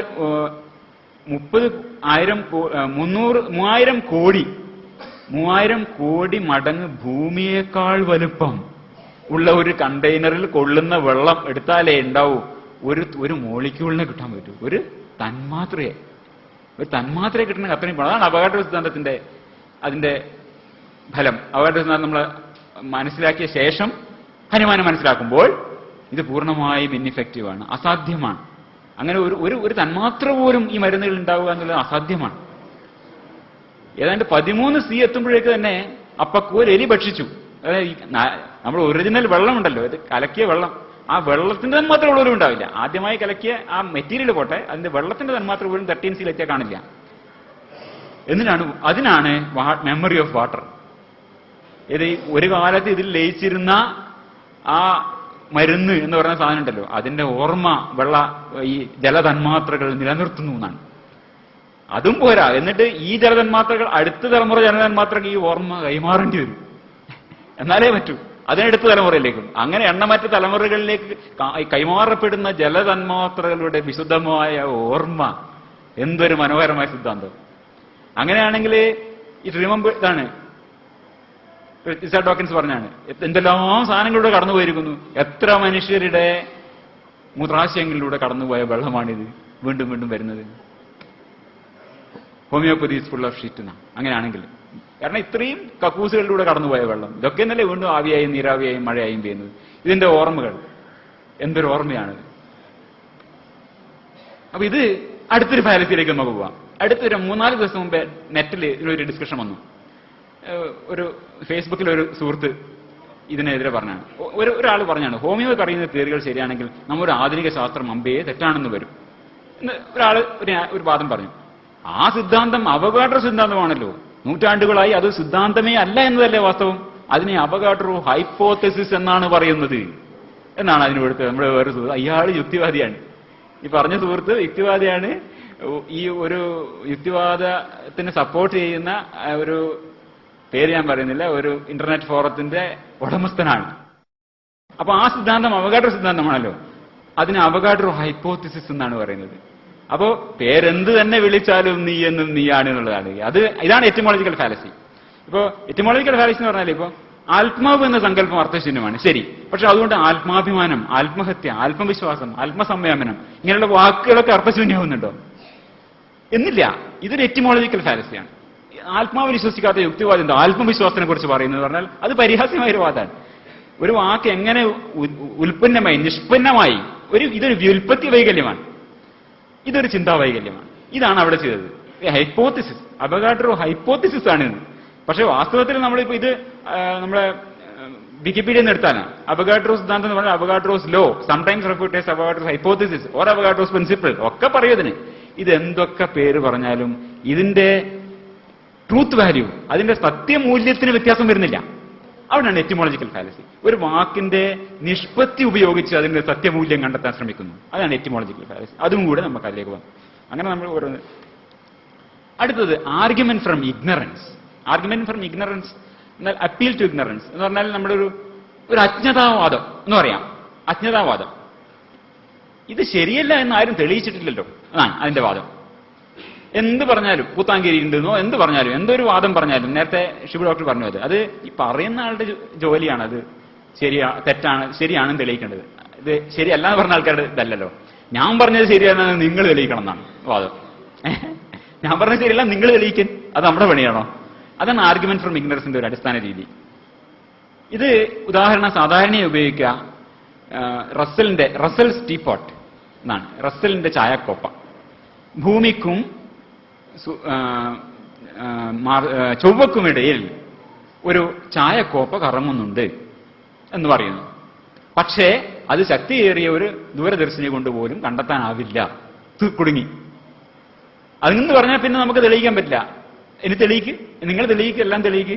പക്ഷെ ഇന്നിപ്പം കേട്ടാൽ അതെന്തായാലും അത് ശരിയല്ല. പക്ഷെ റസൂൽ പറയുന്നതാണ്, ഈ സംഗതി ഒരു പുരാതന ഗ്രന്ഥത്തിൽ പറഞ്ഞു വന്നിരിക്കട്ടെ, എല്ലാ ഞായറാഴ്ചയും പള്ളികളിൽ വെച്ച് ഇത് ആവർത്തിക്കുന്നതെന്നിരിക്കട്ടെ. അങ്ങനെ പറഞ്ഞാൽ പിന്നെ ഇത് വിശ്വസിച്ചില്ലെങ്കിൽ അവനെ ഒന്നുകിലും മന്ത്രവാദിയുടെ അടുത്തോ അല്ലെങ്കിൽ സൈക്യാട്രിസ്റ്റിന്റെ അടുത്തോ എത്തിക്കും. എന്നിട്ട് എല്ലാവരും വിശ്വസിക്കുന്ന കാര്യം ഇയാളെ വിശ്വസിക്കുന്നില്ലല്ലോ. അപ്പൊ അതാണ് ആർഗ്യുമെന്റ് ഫ്രം ഇഗ്നറൻസിന്റെ ഒരു ഉദാഹരണം. ഇത് തെളിയിക്കാൻ സാധ്യമല്ല. ആർക്കാ തെളിയിക്കാൻ സാധിക്കുക? കാരണം അങ്ങനെ ഒരു ടീക്കപ്പ് ഇതാ ഞാൻ ദൂരദർശനം വെച്ചിട്ടൊന്നും കാണുന്നില്ലല്ലോ, അപ്പൊ അത് ടീക്കപ്പ് ഇല്ല. ദൂരദർശനം വെച്ചാൽ കാണാൻ പറ്റില്ല. അത് പിന്നെ അത് അങ്ങനെ ഒരു പ്രിമൈസ് അവിടെ ഉള്ളപ്പോ നമുക്ക് തന്നെ ഒരു രക്ഷയില്ല അതിൽ. ഇതിനും നമുക്കൊരു ഉദാഹരണം കണ്ടെത്താം നമ്മുടെ പൊറോട്ടയിൽ തന്നെ. പൊറോട്ട വാദികളുടെ ലഘുലേഖയിൽ പൊറോട്ടയെ ദഹിപ്പിക്കാനുള്ള കഴിവ് ശരീരത്തിനില്ല. കുഴഞ്ഞു വീണ് മരിക്കുന്നവരിൽ ഭൂരിപക്ഷവും പൊറോട്ടക്കാർ. മൈദ ഭക്ഷണമയത്തിന് പ്രമേഹം ഉണ്ടാവും, ഗാംഗ്രീൻ, റെട്ടിനോപ്പതി, ലിവറിനുണ്ടാവും കുഴപ്പം. ഇതൊക്കെ താനെ ഉണ്ടാവും. ഇന്ത്യക്കാരന്റെ ആരോഗ്യവും സമ്പത്തും ക്ഷയിക്കും.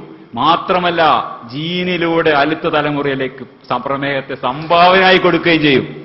ജീനിലൂടെ മൈദ ജനകീയ ഭക്ഷണമായി മാറുമ്പോൾ മനുഷ്യരുടെ ഇടയിൽ പ്രമേഹവും അനുബന്ധ രോഗങ്ങളും വളരെ കൂടുതലും അലോപ്പതി വരുന്ന ആശുപത്രികളിൽ ശരണം പ്രാപിക്കുകയും ചെയ്യും. ഇങ്ങനെയുള്ള ഭീഷണമായ കാര്യങ്ങളൊക്കെ ഉണ്ട്. പിന്നെ അലോക്സാൻ എല്ലാ ധാന്യപ്പൊടികളിലും നൃത്തമുണ്ടാക്കാൻ അലോക്സാൻ ചേർക്കുന്നു. ഇത് തിരിച്ചറിയാൻ ലാബ് ടെസ്റ്റ് വേണ്ടെന്നാണ്. ഇത് തിരിച്ചറിയാൻ ലാബ് ടെസ്റ്റ് ചെയ്യേണ്ടതില്ല.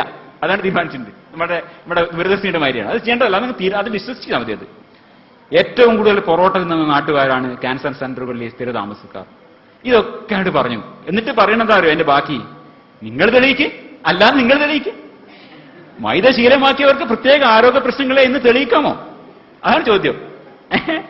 എങ്കിലെല്ലാ ആവരണങ്ങളും പിന്നരിച്ച് ഞാനും മൈദയെ സപ്പോർട്ട് ചെയ്യാമെന്ന്.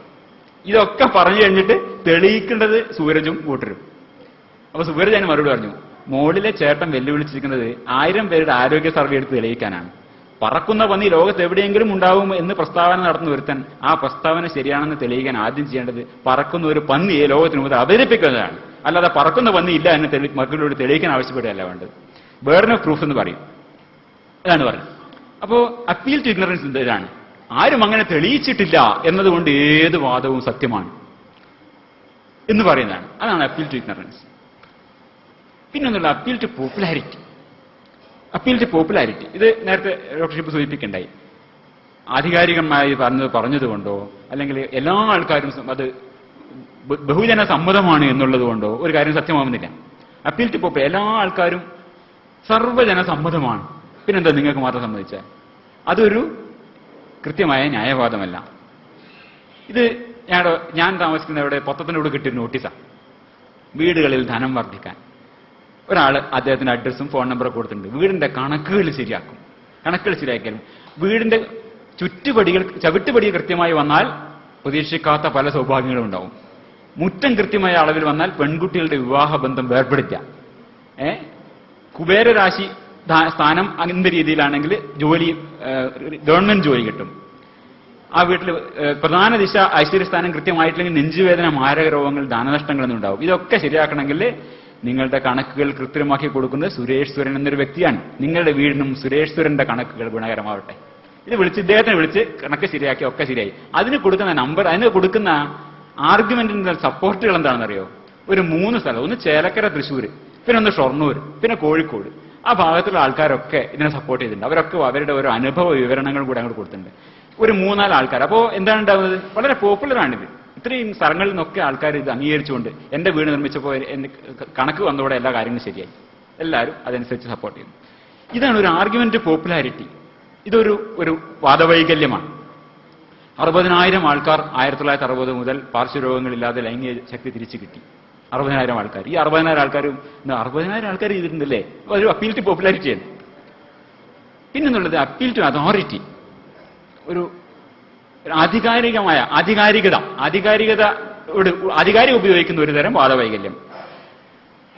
അതായത് ആൾക്കാര് മറ്റു നിരക്ക് പ്രസിദ്ധരായ, പല നിരക്ക് പ്രസിദ്ധരായ ആൾക്കാരുണ്ടാവും. അവരൊരു രാഷ്ട്രീയ നേതാവോ അതല്ലെങ്കിൽ ഒരു സിനിമ താരമോ അല്ലെങ്കിൽ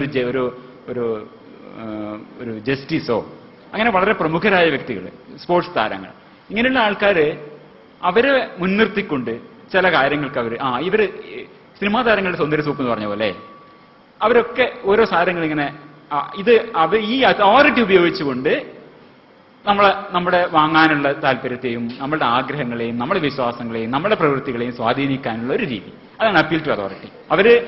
അവരേത് മണ്ഡലത്തിലാണോ പ്രവർത്തിക്കുന്നത് അതിനെക്കുറിച്ചേ ആവില്ല പലപ്പോഴും അവർ അഭിപ്രായം പറയുന്നത്. ഒരു ഉദാഹരണമാണിത്. ഇത് വെബ്സൈറ്റിൽ നിന്നെടുത്താണ്. കേരളത്തിലെ പല കാലത്ത് പലതരത്തിലുള്ള വ്യാജ ഉപകരണങ്ങൾ, കൺകോക്ഷൻസ്, ഇങ്ങനത്തെ സാധനങ്ങൾ വിൽപ്പന അത് വന്നുകൊണ്ടേയിരിക്കും. ഒന്നിനു പിറകെ ഒന്നായി ഇങ്ങനെ അലയടികളായിട്ട് വന്നുകൊണ്ടിരിക്കും. ഒരുതരം നാനോ ടെക്നോളജിയാൽ ഉണ്ടാക്കപ്പെടുന്ന കാർഡ്, അത് നമ്മൾ പോക്കറ്റിൽ വെച്ച് കഴിഞ്ഞാൽ നമ്മുടെ ഹൃദയം കംപ്ലീറ്റ് ക്ലിയർ ആയി. എവിടെയാണോ പ്രശ്നങ്ങളിൽ അവിടെ അത് ധരിച്ചാൽ മതി. അത് വലിയൊരു സംഗതിയായിട്ട് ഇവിടെ മൾട്ടി ലെവൽ മാർക്കറ്റിംഗ് വഴി ചെലവാക്കി. അതുപോലെ തന്നെ ചില സിറാമിക്കുകൾ ഉണ്ടാക്കുന്ന ഒരു ബനിയൻ ഇട്ട് കഴിഞ്ഞാൽ എല്ലാവിധ രോഗങ്ങളും, അതൊക്കെ വളരെ നിസ്സാര വില 10,000 രൂപ 15,000 രൂപ ഇങ്ങനെയൊക്കെ ഉള്ളൂ. ഈ രീതിയിൽ ഇങ്ങനെ അലകളായി വന്നുകൊണ്ടിരിക്കുന്ന ഈ വ്യാജ ഉൽപ്പന്നങ്ങളിൽ ഒരു വ്യാജ ഉൽപ്പന്നം ആണ് ഈ സാധനം, കിനോട്ടക്കാര. അതിന്റെ ക്ലെയിം എന്താന്ന് പറഞ്ഞാൽ ഒരു പ്ലാസ്റ്ററാണ്, വെളുത്ത നിറത്തിലുള്ള ഒരു പ്ലാസ്റ്ററാണ്. ഇത് നമ്മൾ കാലിന്റെ അടിയിൽ ഒട്ടിച്ചിട്ട് കിടന്നാൽ മതി. അപ്പൊ ഒട്ടിക്കുമ്പോൾ ഇതിന് വെള്ള കളറായിരിക്കും. രാവിലെ എഴുന്നേറ്റ് നമ്മൾ അഴിച്ചു കഴിയുമ്പോഴോ അത് മുഴുവനും ബ്രൗൺ കളറായിരിക്കും, അല്ലെങ്കിൽ കറുത്ത കളറായിരിക്കും. അപ്പൊ നമ്മുടെ ശരീരത്തിലുള്ള എല്ലാ ടോക്സിൻസും ഇങ്ങനെ രാത്രി കൊണ്ട് ഇറങ്ങി തൊലിയിലേക്ക് പോയി ഈ പ്ലാസ്റ്ററിലേക്ക് പോയി നിങ്ങൾക്ക് എല്ലാവിധ ആരോഗ്യം തിരിച്ചു കിട്ടി. നിസ്സാരമായ വില ഒരു 5,000 രൂപ 10,000 രൂപ അങ്ങനെയൊക്കെ. അപ്പൊ അതിന് വളരെ വിശദമായി അങ്ങനെ വർണ്ണിക്കുന്നുണ്ട്. എങ്ങനെയാണ് ഇത് എന്തൊക്കെ ചെയ്യാം. മുഖക്കുരു ആദ്യം തുടങ്ങുന്നത്. മുഖക്കുരു മുതൽ ആങ്സൈറ്റി, ബാഡ് ബ്രത്ത്, കോൺസ്റ്റിപ്പേഷൻ തുടങ്ങി കിഡ്നി ഫെയിലിയർ, ലിവർ പ്രോബ്ലംസ് എല്ലാത്തിനും കൈകണ്ട സിദ്ധൌഷധം. അത് കാലിന്റെ അടിയിൽ ഇങ്ങനെ വളരെ കൃത്യമായ ചിത്രങ്ങളൊക്കെ എന്തൊക്കെ ലങ് മുതലേ എല്ലാ യൂറിത്ര, കിഡ്നി എല്ലാം കാലിലുണ്ടെന്നാണ് വെച്ചിരിക്കുന്നത്. അതൊക്കെ അവിടെ ഇത് പരട്ടിക്കഴിഞ്ഞാൽ ഇതൊക്കെ വലിച്ചെടുത്ത് കംപ്ലീറ്റ് ക്ലിയർ ആക്കും. ഇതിന് സർട്ടിഫൈ ചെയ്തിരിക്കുന്നത് 3 ആൾക്കാരാണ്. Justice V R Krishna Iyer, TN Seshan, justice Mohan. ആ വെബ്സൈറ്റ് ഞാൻ എടുത്താണത്, ഇത് കാണാം. ഇവരൊക്കെ മോഹൻ എന്ന് പറഞ്ഞ ജസ്റ്റിസ് പറഞ്ഞിരിക്കുന്നത് എനിക്കൊരു it was A pleasant surprise എന്നാണ്. മൂപ്പർ അത് പരട്ടിയതോടുകൂടി മൂപ്പർക്ക് അതൊരു പ്ലസന്റ് സർപ്രൈസ്. എന്റെ ബ്ലഡ് ഷുഗർ ലെവൽ ഒറ്റ ദിവസം കൊണ്ട് 130 നിന്ന് 100 കുറഞ്ഞു. എന്റെ മുട്ടിനുണ്ടായ ചെറിയ വേദന അപ്രത്യക്ഷമായി. ഇങ്ങനെയൊക്കെ പറഞ്ഞു വരും. അത് വേറെ തരം ഫാലസിയാണ്, അതിലേക്ക് നമ്മൾ വരും. ഇങ്ങനെയുള്ള സർട്ടിഫിക്കറ്റുകൾ കൊടുത്തുകൊണ്ട് appeal to authority. V R Krishna Iyer നമ്മൾ എത്രയോ ബഹുമാനിക്കുന്ന മനുഷ്യനാണ്. എന്തൊക്കെ പറഞ്ഞാൽ നമ്മൾ ബഹുമാനിക്കുന്ന മനുഷ്യനാണ് വി ആർ കൃഷ്ണയ്യർ. TN ശേഷനും അതുപോലെ ഇന്ത്യയുടെ വലിയൊരു സംഭവമായി മാറിയ മനുഷ്യനാണ്. ഇവരെക്കുറിച്ചൊക്കെ നമുക്കുള്ള ധാരണകളെ അവരൊരു അതോറിറ്റിയെ നമ്മൾ നോക്കുന്നു എന്നുള്ളതുകൊണ്ട് അതിനെ മാനിപ്പുലേറ്റ് ചെയ്ത് ഉപയോഗിക്കാവുന്നതാണ്. അതുപോലെ തന്നെ കൊളസ്ട്രോളിന് ശാശ്വത പരിഹാരം നൽകുന്ന ഒരു സ്റ്റെത്ത് കഴുത്തിലിട്ട്, നേരെ സാറ് പറഞ്ഞ പോലെ ഒരു സ്റ്റെത്ത് കഴുത്തിലിട്ട് ഒരു ഫോട്ടോ വെച്ചിട്ട് ഒരു ആയുർവേദത്തിൽ ബിരുദമുള്ള ഒരു ദേഹം പറയാണ്. അദ്ദേഹം അതിന് അനുഗുണമായ ഒരു ചന്ദനക്കുറിയും തൊട്ടിട്ടുണ്ട്. അദ്ദേഹം പറയാണ് കൊളസ്ട്രോളിന് ശാശ്വത പരിഹാരം നൽകാം, ഞാൻ ഗ്യാരണ്ടി. ഇതല്ല ശാസ്ത്രത്തിന്റെ രീതി, ഇതല്ല. അങ്ങനെ ഒരു സംഗതി ഉണ്ടെങ്കിൽ അതിന് ശാസ്ത്രീയമായ രീതികളുണ്ട്. അതൊരു പേപ്പറായി പ്രസിദ്ധീകരിക്കുക, അതിന് ഗവേഷണ പ്രബന്ധങ്ങൾ പ്രസിദ്ധീകരിക്കുക, അതിന് ശാസ്ത്രത്തിൻ്റെതായ രീതികളും മര്യാദകളുണ്ട്. ഇതല്ല, ഇത് അപ്പീൽ ടു അതോറിറ്റി. ഇയാളുടെ ഒരു ആയുർവേദ കോളേജിന്റെ പ്രിൻസിപ്പൽ ആയിരുന്നു എന്നാണ് അദ്ദേഹത്തിന്റെ ക്വാളിഫിക്കേഷൻ. അദ്ദേഹം പറയാണ് കൊളസ്ട്രോൾ ഞാൻ ഗ്യാരണ്ടി, എന്റെ ചികിത്സാനുഭവം കൊണ്ടൊരു സാക്ഷ്യപ്പെടുത്തുന്നതിൽ എനിക്ക് സന്തോഷവും ചാരിതാർത്ഥ്യവും ഉണ്ട്. ഇതാണ് അപ്പീൽ ടു അതോറിറ്റിയുടെ രൂപം. അതുപോലെ തന്നെ ഉയർന്ന ആരോഗ്യ മാനദണ്ഡങ്ങൾ പാലിക്കുന്ന സിംഗപ്പൂർ ഗവൺമെന്റിന്റെ അംഗീകാരം, അതൊരു അപ്പീൽ ടു അതോറിറ്റി. പക്ഷേ അപ്പീൽ ടു അതോറിറ്റി എപ്പോഴും തെറ്റല്ല. കാരണം എല്ലാ കാര്യത്തിലും നമുക്ക് വൈദഗ്ധ്യം ഉണ്ടാവുക സാധ്യമല്ല. അപ്പോൾ നമ്മൾ വിദഗ്ധരുടെ അഭിപ്രായങ്ങൾ എടുക്കേണ്ടി വരും. അപ്പോൾ നമ്മൾ ചില കാര്യങ്ങൾ ശ്രദ്ധിക്കേണ്ടതുണ്ട്. ഈ വിദഗ്ധന് ഈ പ്രത്യേക മേഖലയിൽ യഥാർത്ഥത്തിൽ വൈദഗ്ധ്യമുള്ള ആളാണോ, അത് ആദ്യം അറിയണം. അദ്ദേഹത്തിന്റെ ആ ഫീൽഡിൽ നിന്നുകൊണ്ടാണോ അദ്ദേഹം അഭിപ്രായം പറയുന്നത്. പൊതുവെ ആ രംഗത്ത് ഈ രീതിയിലുള്ള ആധികാരികതയുള്ള വ്യക്തികൾ പറയുന്ന അഭിപ്രായം തന്നെയാണോ ഇദ്ദേഹം പറയുന്നത്. ഈ വക കാര്യങ്ങൾ ശ്രദ്ധിച്ചിട്ടേ നമ്മൾ ഒരു അതോറിറ്റിയുടെ വാക്കുകളെ മുഖവിലക്കെടുക്കാവൂ. Appeal to authority is not always wrong, always a fallacy. അതുപോലെ തന്നെ വേറൊരു appeal to vague appeal to authority. അങ്ങനെ ഡോക്ടർമാർ പറയുന്നു. ഇപ്പൊ ഞാനത് സ്കാൻ ചെയ്യാൻ വിട്ടുപോയി. ഒരു മെലിയാനുള്ള ശരീരഭാരം കുറക്കാനുള്ള സാധനത്തിന്റെ പരസ്യത്തിൽ പറയുന്നതാണ് മണിപ്പാൽ കോളേജിൽ സാക്ഷ്യപ്പെടുത്തിയത്. മണിപ്പാൽ കോളേജിൽ സാക്ഷ്യപ്പെടുത്തിയത് എന്ത് സാക്ഷ്യം ഒന്നുമില്ല, മണിപ്പാൽ കോളേജിൽ സാക്ഷ്യപ്പെടുത്തിയത്. അതുപോലെയാണ് ഇത് വെയ്ഗ് അപ്പീൽ ടു അതോറിറ്റി. ഇത് സിഗരറ്റിന്റെ പരസ്യമാണ് പഴയത്. കൂടുതൽ ഡോക്ടർമാർ വലിക്കുന്ന cigarette Camel, vague appeal to authority. അതുപോലെ തന്നെ വേറൊരു ഫാലസിയാണ്, ഇതും ഒരു തരം അപ്പീൽ ടു അതോറിറ്റിയാണ്, റെഞ്ചിങ് ഫ്രം കോണ്ടെക്സ്റ്റ്. സന്ദർഭത്തിൽ നിന്ന് അടർത്തിയെടുക്കുക. ഒരു ചെറിയ വീഡിയോ കാണിച്ചു തരാം. സന്ദർഭത്തിൽ നിന്ന് അടർത്തിയെടുക്കുന്നത് വെച്ചാൽ ഒരു അതോറിറ്റിയെ കുറിച്ചൊക്കെ പറയും. പക്ഷെ അദ്ദേഹം ആ പറഞ്ഞതിന്റെ ആ കോണ്ടെക്സ്റ്റിൽ നിന്ന് അതിനെ പൂർണ്ണമായും അടർത്തിയെടുത്തുകൊണ്ട് മരിക്കാൻ പാടില്ലാത്തവർ കൂടെ രക്തം കൊടുത്താൽ മരിക്കും. ഇന്റേണൽ മെഡിസിൻ എന്ന് പറഞ്ഞൊരു പുസ്തകം എന്റെ കയ്യിലുണ്ട്. മെഡിക്കൽ കോളേജുകളിൽ ലോകമൊട്ടാകെ പഠിപ്പിക്കുന്ന പുസ്തകമാണ്. രക്തം കൈമാറുമ്പോൾ അനാഫൈലാറ്റിക് ഷോക്ക് ഉണ്ടായ ആള് മരിക്കാം, കാർഡിയോവാസ്കുലർ കൊളാപ്സ് ഉണ്ടാകാം, ഹൃദയത്തിന്റെ പ്രവർത്തനം നിലച്ചു പോകാം. 1995 രക്തം കയറ്റിയതുകൊണ്ട് മാത്രമുണ്ടായ 24 മരണങ്ങളെക്കുറിച്ചുള്ള പരാതി അമേരിക്കൻ ഫുഡ് ആൻഡ് ഡ്രഗ് അഡ്മിനിസ്ട്രേഷന് കിട്ടിയിരുന്നു എന്ന് ആ പുസ്തകം വ്യക്തമാക്കുന്നുണ്ട്. HIV-ക്കും എയ്ഡ്സിനും കാരണമായിട്ട് രക്തമാറ്റം എന്നതിനെ ഈ പുസ്തകം സംശയിക്കുന്നുണ്ട്. മോശം രക്തം കയറിയതുകൊണ്ടല്ല, നല്ല രക്തമാണെങ്കിൽ പോലും മറ്റൊരാളുടെ രക്തവും നമ്മുടെ ശരീരത്തിന് യോജിക്കില്ല. നമ്മുടെ രക്തത്തിലേക്ക് മറ്റൊരു സാധനവും കടക്കാൻ പാടില്ല.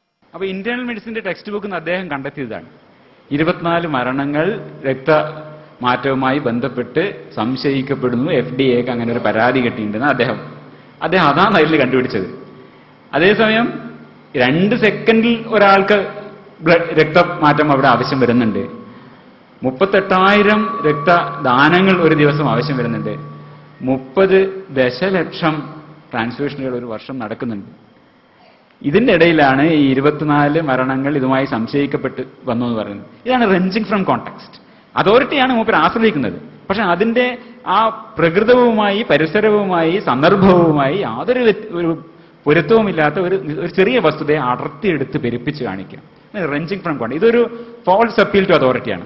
പറഞ്ഞു കേട്ടാൽ മെഡിക്കൽ കോളേജുകളിൽ പഠിപ്പിക്കുന്ന പുസ്തകം textbook of internal medicine ഒരു അതോറിറ്റിയാണ്. അതിനെടുക്കുന്നതോ റെഞ്ചിങ് ഫ്രം കോണ്ടെക്സ്റ്റ്. ഒരു അപ്പീൽ ടു അതോറിറ്റി. ഇതാ നേരത്തെ ഞാൻ പറഞ്ഞ സ്ലൈഡ്. ഒരു celebrity endorsement to sell a product. ഇത് നമുക്കറിയാവുന്ന ഒരു സിനിമാ താരമാണ്. അദ്ദേഹം ടിവിയിലൊക്കെ പ്രത്യക്ഷപ്പെട്ട് ഈ ധാത്രി എന്ന് പറഞ്ഞ മരുന്ന് വാങ്ങാൻ പറയും. അത് വിൽക്കുന്ന ആളുടെ തലയാണ് ഈ കാണുന്നത്, അതിന്റെ MD.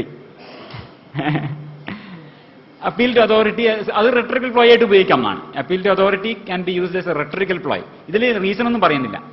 ഇത് രണ്ടും കൂട്ടി ചേർത്ത് ഫേസ്ബുക്കിൽ ആൾ പോസ്റ്റ് ചെയ്ത് ഞാൻ എടുത്ത് കാണിച്ചെന്ന് മാത്രമേ ഉള്ളൂ. പിന്നൊന്ന് ഉപയോഗിക്കുന്നത് ജാർഗണാണ്. വളരെ ജടിലമായ സാങ്കേതിക പദങ്ങൾ ഉപയോഗിച്ച് അതൊരു ഒരു ആധികാരികതയുടെ ഒരു ഇംപ്രഷൻ ഉണ്ടാക്കാൻ, കേട്ടാൽ വളരെ ആധികാരികമാണ്. നമ്മളൊന്ന് ഭ്രമിപ്പിക്കുന്ന ഒരു ശബ്ദജാലം ഉപയോഗിക്കുകയാണ് ജടിലമായ സാങ്കേതിക പദങ്ങൾ ഉപയോഗിച്ച്. ഇതേണ്ട ഇന്ദുലേഖ മാതൃഭൂമിയുടെ ഫ്രണ്ട് പേജിൽ എത്ര കാശ് ഇതിനെ ചെലവാക്കുന്നു വിചാരിക്കുന്നത്. നൂതനമായ കോൾഡ് പ്രോസസ് ടെക്നോളജിയിലൂടെ വികസിപ്പിച്ചെടുത്തതിനാൽ ഇന്ദുലേഖയിൽ അടങ്ങിയിരിക്കുന്ന ഔഷധാംശങ്ങൾ പൂർണ്ണമായും ശരീരകോശങ്ങളിലേക്ക് ആഴ്ന്നിറങ്ങി വേഗത്തിൽ പ്രവർത്തിക്കുന്നു. എന്ത് കോൾഡ് പ്രോസസ് ടെക്നോളജി! വെറുതെ ഒരു നമ്മളെ ഭ്രമിപ്പിക്കാനുള്ള ഒരു ജഡില പദം അവിടെ പ്രയോഗിച്ചത് മാത്രമേ ഉള്ളൂ. അതല്ലാണ്ട് ഇതെന്താ വല്ല ചെടിയാണോ ഇങ്ങനെ വേരിലൂടെ ഇങ്ങനെ കയറ്റാൻ വേണ്ടിയുള്ള സാധനമാണ് മുടി എന്ന് പറഞ്ഞാൽ. അപ്പൊ ഇതാണ് ഒരു appeal to authority through a jargon. അതാണ് ജാർഗൺ ഉപയോഗിക്കുക എന്നുള്ള ഒരു തരം ഒരു ന്യായവൈകല്യമാണ് നമ്മളിവിടെ കാണുന്നത്. പിന്നെന്നുള്ള അനക്ഡോട്ടൽ ഫാലസി. നമ്മുടെ വ്യക്തി അനുഭവങ്ങളുടെ അടിസ്ഥാനത്തിൽ കാര്യങ്ങൾ തീരുമാനിക്കാം. നമ്മുടെ വിശ്വാസങ്ങളെയും നമ്മുടെ പ്രവൃത്തികളെയും നമ്മുടെ ധാരണകളെയും ഒക്കെ രൂപീകരിക്കാൻ വ്യക്തി അനുഭവങ്ങളെ മാത്രം, ഒറ്റപ്പെട്ട വ്യക്തി അനുഭവങ്ങളെ ഉപയോഗിക്കുന്നതിന്റെ ഉദാഹരണം. അതിനൊരു TN ശേഷൻ പറഞ്ഞാണ് but it happen to me. അതാണ് അതിൽ ഏറ്റവും പ്രധാനപ്പെട്ട വാചകം. There's a ruby in it, there's a pearl in it, there's a sapphire in it, there is an emerald in it, there is a diamond in it, God knows what else, 9 stones. And he realized this for me out of nowhere, and now I can touch it, I can pull it. Now you will say, I don't believe this, but it happened to me personally. And I am not a jungly kind of person. I've got a master's degree in physics. I got a master's degree in administration and economics from Harvard. I find nothing contradictory between that physics and the fact that I believe that this came out of the blue. But it happened to me personally. അതാണ് ഈ മോതിരം എനിക്ക് തന്നു. ഇതാണ് അദ്ദേഹം പറയുന്നത്. എനിക്കിനൊരു മോതിരം തന്നു. ഞാൻ മാസ്റ്റേഴ്സ് ഡിഗ്രി ഫിസിക്സിൽ മാസ്റ്റേഴ്സ് ഡിഗ്രി ഉള്ള ആളാണ്. പക്ഷേ ഞാൻ പഠിച്ച ഫിസിക്സും ഈ മോതിരം ഔട്ട് ഓഫ് ദ ബ്ലൂ ശൂന്യതയിൽ നിന്ന് അദ്ദേഹം സൃഷ്ടിച്ചു എന്നും അത് എന്നെ ഞാൻ അങ്ങനെ ഒരു തീരുമാനം എടുക്കുന്നത് എന്നെ അത് പ്രിവെന്റ് ചെയ്യുന്നില്ല എന്നാണ്. എന്റെ ഫിസിക്സും ഇതൊക്കെ ഒത്തുപോകുന്നതാണ് മൂപ്പര് പറയുന്നത്. അദ്ദേഹം അതിന്റെ കാരണം എന്താണ്? It happen to me personally. എനിക്കങ്ങനെ ഒരു മോതിരം കിട്ടിയതുകൊണ്ട് മൂപ്പര് പഠിച്ച ഫിസിക്സും ഒക്കെ അതൊക്കെ ഉണ്ടായാലും in spite of all that ഇത് ശരിയാണ്, കാരണം എനിക്ക് സംഭവിച്ചു. ഇതാണ് അനക്ഡോട്ടൽ ഫാലസി. ഒരു വ്യക്തിപരമായ ഒരു അനുഭവത്തിന്റെ അടിസ്ഥാനത്തിൽ നമ്മൾ എല്ലാ തീരുമാനങ്ങളും അതിന്റെ അടിസ്ഥാനത്തിൽ എടുക്കാനുള്ളതാണ്. നമ്മുടെ ചിന്തകളെയും നമ്മുടെ വിശ്വാസങ്ങളെയും ഒക്കെ അതനുസരിച്ച് മാറ്റാം. മതിയായ ഒരു തെളിവല്ല വ്യക്തി അനുഭവം എന്നാണ് പറയുന്നത്. വ്യക്തി അനുഭവങ്ങൾ ഈ രീതിയിലുള്ള തീരുമാനങ്ങൾ എടുക്കാൻ മതിയായ തെളിവല്ല. ജസ്റ്റിസ് മോഹന്റെ കാര്യം നമ്മൾ പറഞ്ഞു. ഇത് നമ്മൾ സാധാരണ കേൾക്കുന്നതാണ്. 40 ബീഡി വലിച്ചിരുന്ന എന്റെ അപ്പൂപ്പൻ 90-ആം വയസ്സോടെ ജയിച്ചു. എന്റെ അയൽവക്കാരൻ 40-ാമത്തെ വയസ്സിൽ ക്യാൻസർ വന്നു. അദ്ദേഹം സിഗരറ്റ് തൊട്ടിട്ടില്ല. ഇതൊന്നും ഈ വ്യക്തിപരമായ അനുഭവങ്ങളൊന്നും ശാസ്ത്രീയമായി അല്ലെങ്കിൽ ഒരു യുക്തിപരമായ തീരുമാനമെടുക്കുന്നതിന് ഉപോത്ബലകങ്ങളല്ല. അതൊരു അനക്ഡോട്ടൽ ഫാലസിയാണ്, ഒരു ചിന്താവൈകല്യമാണ്, ഒരു ന്യായ വൈകല്യമാണ്. ഇതൊരു ഇതാണ് anecdotal evidence is in valid എന്ന് പറയുമ്പോൾ ഇവർ പറയാണ്, അല്ലല്ല, ഞാൻ ഒരിക്കൽ ഒരു അനക്ഡോട്ട് പറഞ്ഞു, അത് തന്നെ ശരിയായി വന്നു. അനക്ഡോട്ടിന് മുകളിൽ അനക്ഡോട്ടായി. ഇനി വേറൊരു ചിന്താവൈകല്യം നോൺ സെക്വിറ്റർ. നോൺ സെക്വിറ്റർ എന്ന് പറഞ്ഞാൽ നാം നേരത്തെ അത് പറയണ്ടായി. ഒരു പൂർവപക്ഷത്തിൽ നിന്ന്, ഒരു പൂർവപക്ഷമാണല്ലോ, ചില പൂർവപക്ഷങ്ങൾ ആദ്യം പറയുന്നു, അതിനുശേഷം അതിന്റെ നിഗമനം പറയുന്നു. അങ്ങനെയാണല്ലോ നേരത്തെ ഡോക്ടർ ഷിബു നമുക്ക് പറഞ്ഞു തന്നത്. ഈ നിഗമനങ്ങളിൽ നിന്ന് ഈ നിഗമനത്തിലേക്ക് എത്താൻ ഈ പൂർവപക്ഷം പോരാ. ഈ ആദ്യം പറഞ്ഞ പ്രസ്താവനകളിൽ നിന്ന് ഇതിലേക്ക് എത്താൻ സാധിക്കില്ല. It does not follow. ഈ രീതിയിലുള്ള ചിന്താവൈകല്യങ്ങളാണ് നോൺ സെക്വിറ്റർ എന്ന് പറയുന്നത്. അത് പല തരത്തിലുണ്ട്, വളരെ കുറച്ച് ജടിലമാണ്. ഞാൻ വിശദമായിട്ട് അങ്ങോട്ട് പോകുന്നില്ല. ഉദാഹരണം നമുക്ക് ഏറ്റവും സാധാരണ കേൾക്കണതാണ്, പപ്പടം വട്ടത്തിലാവുക കൊണ്ടാവാം പയ്യന്റെ പാല് വെളുത്തതായി. പയ്യന്റെ പാല് വെളുത്തത് കൊണ്ടാവാം പാക്കലം മണ്ണുകൊണ്ടുണ്ടാക്കുന്നു. പാക്കലം മണ്ണുകൊണ്ടായതുകൊണ്ടാവാം പാപ്പുവിൻ പീപ്പിക്ക് പെപ്പരപ്പേ എന്നാണ്. ഇതിന് ഒരു പൊരുത്തവുമില്ല. പപ്പടം വട്ടത്തിലായതുകൊണ്ട് പയ്യന്റെ പാല് വെളുത്തതായി. ഇത് നോൺ സെക്വിറ്റർ എന്ന് പറയും. നോൺ സെക്വിറ്റർ ഇൻ എവരിഡേ സ്പീച്ച് എന്ന് പറയാം. ഒരു ഉദാഹരണം, നോൺ സെക്വിറ്ററിന്റെ ഒരു ഉദാഹരണം. ഒരു കാവ്യഭംഗിക്ക് നല്ലതാണ്, പക്ഷേ ഇത് യുക്തിചിന്തയ്ക്ക് ഉതകുന്നതല്ല. പലതരം നോൺ സെക്വിറ്ററിന്റെ എവരിഡേ സ്പീച്ച് നമ്മൾ പറഞ്ഞു. Fallacy of the undistributed middle അതിന്റെ ഉദാഹരണമാണ്.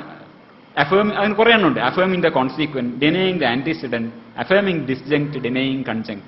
ഈ രീതിയിൽ വിശദമായതിലേക്ക് പോകുന്നില്ല. ഇതിൽ ഒരെണ്ണത്തിന് മാത്രം fallacy of the undistributed middle, അത് മാത്രം നമുക്ക് ഇന്ന് പരിശോധിക്കാം. Men are human, Mary is human, therefore Mary is a man എന്ന് പറയുന്ന തരത്തിലുള്ള ഫാലസി. ഇതിനൊരു ഉദാഹരണമാണ് ഹമീദ് ഷാ മംഗളൂര് പറഞ്ഞത്. Fallacy of the undistributed middle. എല്ലാ എകളും സികളാണ്, എല്ലാ ബികളും സികളാണ്. ഓൾ എസ് ആർ സീസ്, ഓൾ വീസ് ആർ സീസ്. അതിൽ നമുക്ക് സ്വാഭാവികമായി നമുക്ക് തോന്നുന്ന ഒരു കൺക്ലൂഷൻ എന്താണ്? എല്ലാ എകളും ബികളാണ് എന്ന് തോന്നും. പക്ഷെ അതിന് ഒരു അപ്പീലിംഗ് ലോജിക് ഉണ്ട്, പക്ഷെ തെറ്റാണ്. അതൊരു ഫാലസിയാണ്. ഉദാഹരണം ഇതാണ് അദ്ദേഹം പ്രയോഗിച്ചത്. മതത്തിൽ മൂല്യങ്ങളുണ്ട്. അതൊരു ആദ്യ പ്രസ്താവനയാണ്, ഒരു പൂർവപക്ഷം. ഫൗസിയെ മതം ഉപേക്ഷിച്ചു, അതിനാൽ ഫൗസിയെ മൂല്യങ്ങളും ഉപേക്ഷിച്ചിരിക്കുന്നു. ഇതാണ് അദ്ദേഹത്തിന്റെ വാദം. ഇത് നോൺ സെക്വിറ്ററാണ്. ഈ ആദ്യത്തെ മതത്തിൽ മൂല്യങ്ങളുണ്ട് എന്നുള്ളതും ഫൗസിയ മതവും ഈ രണ്ട് പ്രസ്താവനകളിൽ നിന്ന്, ഈ രണ്ട് പൂർവപക്ഷത്തിൽ നിന്ന് നമുക്ക് ഈ ഒരു കൺക്ലൂഷനിലേക്ക് എത്താൻ സാധ്യമല്ല. ഉദാഹരണത്തിന് ഈ ഹാളിൽ ഇരിക്കുന്നവരെല്ലാം രണ്ടുകാലുള്ളവരാണ്, അത് സത്യപ്രസ്താവനയാണ്. ഒട്ടകപ്പക്ഷികൾ രണ്ടുകാലുള്ളവയാണ്, ഇത് രണ്ടും ശരിയാണ്. ഈ ഹാളിൽ ഇരിക്കുന്നവരൊക്കെ ഒട്ടകപ്പക്ഷികളാണ് എന്ന് പറഞ്ഞാൽ അങ്ങനെ ഇരിക്കും. ഇതാണ് നോൺ സെക്വിറ്റർ. ഇതാണ് ഹമീദ് നമുക്ക് ചെയ്ത ചിന്താവൈകല്യം. ഈ കാർട്ടൂണിലെന്നാണ് പറയുന്നത്. പെൻഗ്വിൻസ് ഒക്കെ ബ്ലാക്ക് ആൻഡ് വൈറ്റ് ആണ്. പല പഴയ ഈ സീരിയലുകൾ അതൊക്കെ ബ്ലാക്ക് ആൻഡ് വൈറ്റ് ആണ്. അതുകൊണ്ട് പെൻഗ്വിനുകൾ പഴയ TV സീരിയലുകളാണ്. ഇങ്ങനെയുള്ള അസംബന്ധമായ സിദ്ധാന്തങ്ങളാണ് ഈ പറയുന്നത്. അതാണ് fallacy of the undistributed middle എന്ന് പറഞ്ഞത്. ഇനി വാദം വഴിതിരിക്കാനുള്ള രണ്ട് ഫാലസീസ് ആണ് റെഡ് ഹെറിങ്ങും സ്ട്രോമാൻ. റെഡ് ഹെറിങ് എന്ന് പറഞ്ഞാൽ സാധാരണ രണ്ടർത്ഥമാണ് റെഡ് ഹെറിങ്ങിനുള്ളത്. ഒന്ന്, ഈ ഹെറിങ് മീനിനെ ചൂട് തട്ടി ഉണക്കി അതിനൊരു ഡാർക്ക് ബ്രൗൺ കളറിലാക്കി ആ മീനിനാണ് പറയുക. അതാണ് റെഡ് ഹെറിങ് എന്ന് പറഞ്ഞാൽ. വേറൊരു സംഗതി എന്ന് പറഞ്ഞാൽ ഈ നായകളെ പരിശീലിപ്പിക്കാൻ, വേട്ടനായ്ക്കളെ പരിശീലിക്കാൻ വേണ്ടി ഉപയോഗിക്കുന്ന ഒരു രീതിയുണ്ട്. അതാണ് വേറൊരു റെഡ് ഹെറിംഗ് തന്നെ അർത്ഥം. അതാണ് ആ അർത്ഥത്തിലാണ് ഇവിടെ റെഡ് ഹെറിംഗ് എന്ന് പ്രയോഗിക്കുന്നത്. സ്ട്രോ മാനിലേക്ക് നമ്മൾ വരും. ഈ റെഡ് ഹെറിംഗ് എന്താന്ന് പറഞ്ഞാൽ, ഒരു നായ കുറുക്കനെ പിന്തുടരണം, അതാണ് നായയുടെ ജോലി. നായ പഠിപ്പിക്കാൻ ഉദ്ദേശിക്കുന്നത് അതാണ്. അപ്പൊ ആ ഒരു കുറുക്കന്റെ വഴി ഇങ്ങനെ മണം പിന്തുടർന്ന് പോകുന്നതിന്റെ ആ ചാലിലൂടെ ഒരു റെഡ് ഹെറിങ്ങിനെ ഇങ്ങോട്ട് കൊണ്ടുപോകും, വലിച്ചുകൊണ്ടിരും. ഒരു ഉണക്കമീനിനെ കെട്ടിവലിക്കും. ഒരു ഉണക്കമീൻ ന്യായം എന്ന് നമുക്ക് ഇതിനെ പറയാം, റെഡ് ഹെറിംഗ് ന്യായത്തിന്. അപ്പൊ നായ അവിടെ എത്തി വഴിതിരിഞ്ഞു പോയി. അവിടെ അതുവരെ ഈ കുറുക്കിന്റെ മണം പിന്തുടർന്ന നായ ഈ പുതിയ മണത്തിന്റെ പിന്നിലേക്ക് വഴിതിരിഞ്ഞു പോകും. ഇത് വാദത്തിനെ വഴിതെറ്റിക്കാനുള്ള ഒരു വഴിയും കൂടിയാണ്. ഇത് ചെയ്യുന്നത് നായ ഇതിൽ പോകരുത്, ഇത് റെഡ് ഹെറിംഗ് ആണ്, ഇതാണ് യഥാർത്ഥം എന്ന് പഠിപ്പിക്കാൻ വേണ്ടി ചെയ്യുന്ന ഒരു ട്രെയിനിങ് രീതിയാണ് ഈ റെഡ് ഹെറിങ്ങിനെ ഉപയോഗിച്ചുകൊണ്ട് ചെയ്യുന്നത്. നമ്മളെവിടെ എന്ത് സംഭവിക്കും? ഒരു വാദം ഇങ്ങനെ പറഞ്ഞുകൊണ്ട് വരുമ്പോൾ ഒരു റെഡ് ഹെറിങ്ങിന് അതിന്റെ എവിടെ കൊണ്ടുവന്നിട്ട് എല്ലാ ആൾക്കാരും പിന്നെ റെഡ് ഹെറിങ്ങിന്റെ പിന്നാലെ പോകും. ഈ ഉണക്കമീൻ ന്യായത്തിന്റെ പിന്നാലെ പോകും.